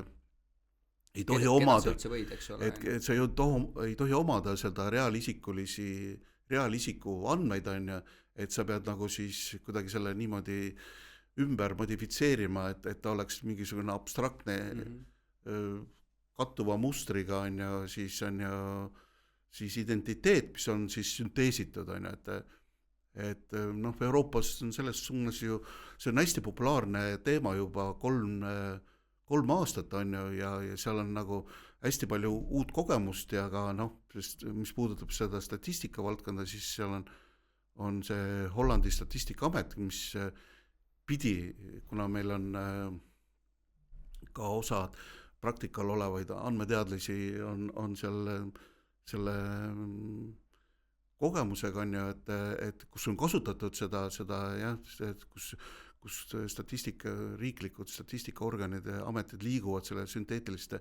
andmebaaside poole just selle GDPR-i tõttu, aga uuringutööstuse puhul on see, et see ühe inimese kättesaamise kulu on või vastaja saamise kulu on nii suur, et see nagu sunnib nagu otsima siis vähem kulukamaid meetodeid ja see, et keegi on raskelt vastamiseks kättesaadav, et see sunnib nagu otsima muid lahendusi, et sa ei saa kogu aeg seda raskelt kättesaadavat inimest siis kaardistada tihedalt iga kuu, vaid sul on olemas mingisugune olemasolev andmebaas selle sotsiaaldemograafilise rühma kohta ja seda mustrit, et siis kasutad siis mingisuguse kas sünteetilise vastaja või terve rühma siis ütleme projekteerimiseks. Ehk kui ma nüüd nagu proovin hästi lihtsalt seda ümber öelda, eks ole, esiteks on paratamatu, eks ole, nagu selle kulu ja kõige muu osas on ju selle kättesaadavuse osas, aga sa ütlesid seda, et sisuliselt hakkavad olema meil mudelid, nagu vastajate mudelid, mustrid, eks ole, on ju, ja me mõnes mõttes seda päris inimest kasutame pigem nende mudelite valideerimiseks on ju, ja selle uuringu küsimuse me tegelikult suuname selle mudeli vastu, et see printsiip hakkab toimima nagu teistpidi, eks ole, mitte me iga kord ei pöördu nende päris inimeste poole. Et ei koorma teda üle, vaid me kontakteerime inimestega selle jaoks, et seda mudelit siis valideerida, et see ikkagi kehtib veel, et kuna inimeste eelistused hoiakud muutuvad ajas, et siis seda mudelit peaks teatud aja siis valideerima. Ja see ei pruugi tähendada, et see läheb odavamaks, et kindlasti mitte, sest ainuüksi juba valideerimine on kallis protsess, nende mudelite ülevalhoidmine, arendamine on kallis protsess, aga mida see peaks tegema kiiremaks kogu protsessi, eks ole. Sest sisuliselt on kogu aeg valmis valima, eks ole. Et see võimaldab nagu hästi kiireid. Ja erinevaid külgi, nagu, et sa saad uuesti pöörduda, vaata, jälle me seda ei puudutanud, et oleme siuke asi nagu longituudne nagu meetod, eks ole, mis võtab mingi valimigrupi ja siis tuleb kogu aeg pöördub sama valimigrupi poole tagasi aastate jooksul või aja jooksul. Et siis mõnes mõttes see võimaldab mingit sarnast asja teha, et sa esitasid küsimust ära, et kui me tavaprintsiibis teeks selle, ma ei tea, fookusgrupi või kvanti mingi küsimustiku ja nüüd kui ilmeb, et meil oli vaja meil midagi küsida, siis me enam sellele grupile tagasi ei saa minna, sest seda me ei eksisteeri. Põhimõtteliselt võib-olla selle fookusgrupi puhul saaks, aga seal puhul me saaksime. Nüüd me uuesti lähme tagasi ja küsime, kuule, aga kuidas selle asjaga oli, eks ole. Aga tootetestide puhul on see nagu tohutu eelis, sellepärast tootetestide puhul on see piirang, et sa ühele inimesele saad näidata nagu 1-2 varianti, on ju. Ja siis kolmandate neljanda variandi puhul on need tulemused selle neljanda puhul mõjutatud sellest, et mida näidata esimesena. Sa nagu primid teda juba ette, eks ole. Jah, primid, et sa juba oled nagu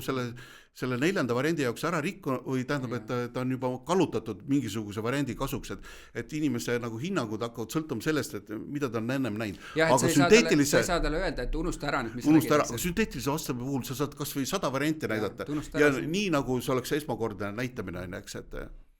huvitav, see võib olla, eks ole, paljude jaoks veel selline nagu võõras, aga ma ütleks ka, et olge ikkagi valmis, et lähima 5 aasta jooksul kindlasti ka siin see on juba peamine nagu viis, et muud varianti ole. Tahtsin veel ühte teemat avada, mis oli seoses eriti poliituuringutega, et tihti peale meil tulemid, just kui samal ajal tulevad erinevad uuringud firmade poolt välja tulemid ja need on erinevad, on ju. Et me küsime samadelt inimestelt, Eestis elavate inimeste pealt, on ju, et mis see nagu erisus on, et kas see on ikkagi mingi metoodika erinevus, kuidas me küsimustiku koostame, ei saa ju olla, kuidas me tõlgendame, et mis see nagu kõige suurem printsiip on, miks võivad üldse erinevused olla uuringufirma tulemuste vahel? Sest see on asi, mida me palju näeme, me ei näe nüüd eraettevõtete tulemusi, me niimoodi ei võrrelda, eks ole. Ja, et Eestis õnneks need erinevused on ikkagi väiksemad, et kui ma siin võrdlen, et Ungaris tulevad hästi olulised parlamendivalimised 12 Ja, aprill on ja. ja seal on nagu selgelt välja kujunenud, et osad uuringufirmad näitavad nagu siis selle valitseva erakonna nagu tohutut ülekaalu, et mingi 48–50%, aga siis ütleme siis need, mida nimetatakse praegu sõltumatuteks, neutraalseteks uuringufirmad näitavad hoopis opositsioonierakonna valdavat ülekaalu, ka tulemust 48–50 ja siis Fidesz on see valitsuse erakond on siis oluliselt 10% madalama reitinguga, et Eestis sellist asja, et üks uuringufirmade rühm, ühed uuringufirmad mõõdaksid nii totaalselt erinevalt, stabiilselt erinevalt, et see ei ole niimoodi, et ühekordselt. Meil ikkagi, kui uuringufirmade vahelised erinevused on, nad on ikkagi lühiajalised, et ühes kuus võib-olla satub, et ütleme, et üks uuringufirma mõõtis ühel ajahetkel, teine natuke teisel ajahetkel. Et kontekst võistki mõjutada, et kontekst ja inimeste poliitilised hoiakud ei ole midagi stabiilset. No ta luges midagi ja eks ole. Et see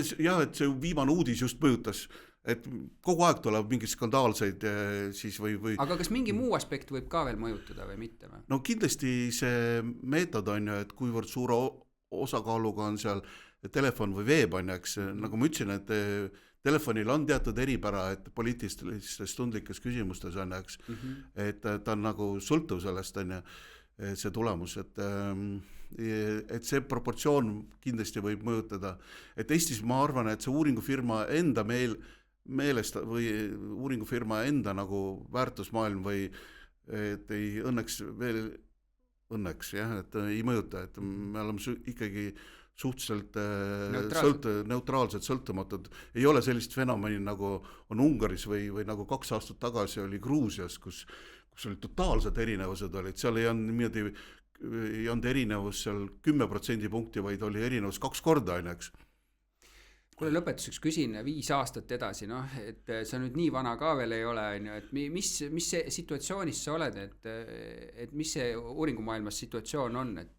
me juba rääkisime, et palju muutusi on tulemas, kuidas sa vaatad sellele otsa? No ongi, see AI teeb nii meeletuid edusamme, et selle integreerimine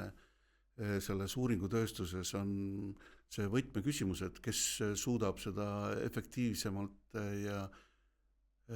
rakendada nii, et sa säilitad oma näo selle, et see AI ühendatud kogemuse ja oskusteabega on nagu hästi oluline, et see tehisintellekti, see mõju saab olema üha suurem, et ja siin on see nagu siis nagu ütleme see väljakutse, et kuivõrd efektiivselt sa suudad rakendada ja et siin on piirid kindlasti, et see tehisintellekt ei suuda midagi uut ja originaalset pakkuda, vaid ta võimaldab sul protsessi muuta oluliselt kiiremaks ja võimaldab analüüsida oluliselt suuremaid andmemassiive, et see maht ja kiirus on see, mida AI lisab, et sa suudad seda hästi efektiivselt ja tajuda seda AI piire, et sa ei ülehindeks, et sa ikkagi enda osa selle enda osa arendamist jätkad, et AI, kes pakub seda kiirust ja mahtu, nagu ma ütlesin, et ta ei käi kaasas selle mingisuguste muutustega, et ta ikkagi peegeldab minevikku kui tulevikku. Aivar, aitäh selle aja eest, et võtsime jälle palju aega, aga minu meelest oli põnev korra vaadata uuringumaailma sisse, et kuidas asju teha, et ma tihtipeale küsin asju, mida võib-olla on teistel piinlik küsida, et nad ei julge öelda, et nad ei tea tegelikult kõiki asju ja see on ju normaalne, et me ei tea, eriti mis puudutab spetsiifilisi valdkondi, et igal juhul oli põnev sellel teemal sinuga arutada ja läbi käia asju. Aitäh! Ja kõiki teisi siis tänan kuulamast, vaatamast ja kutsun siis järgmist episoodi järgima, et seniks kõike head ja nägemiseni.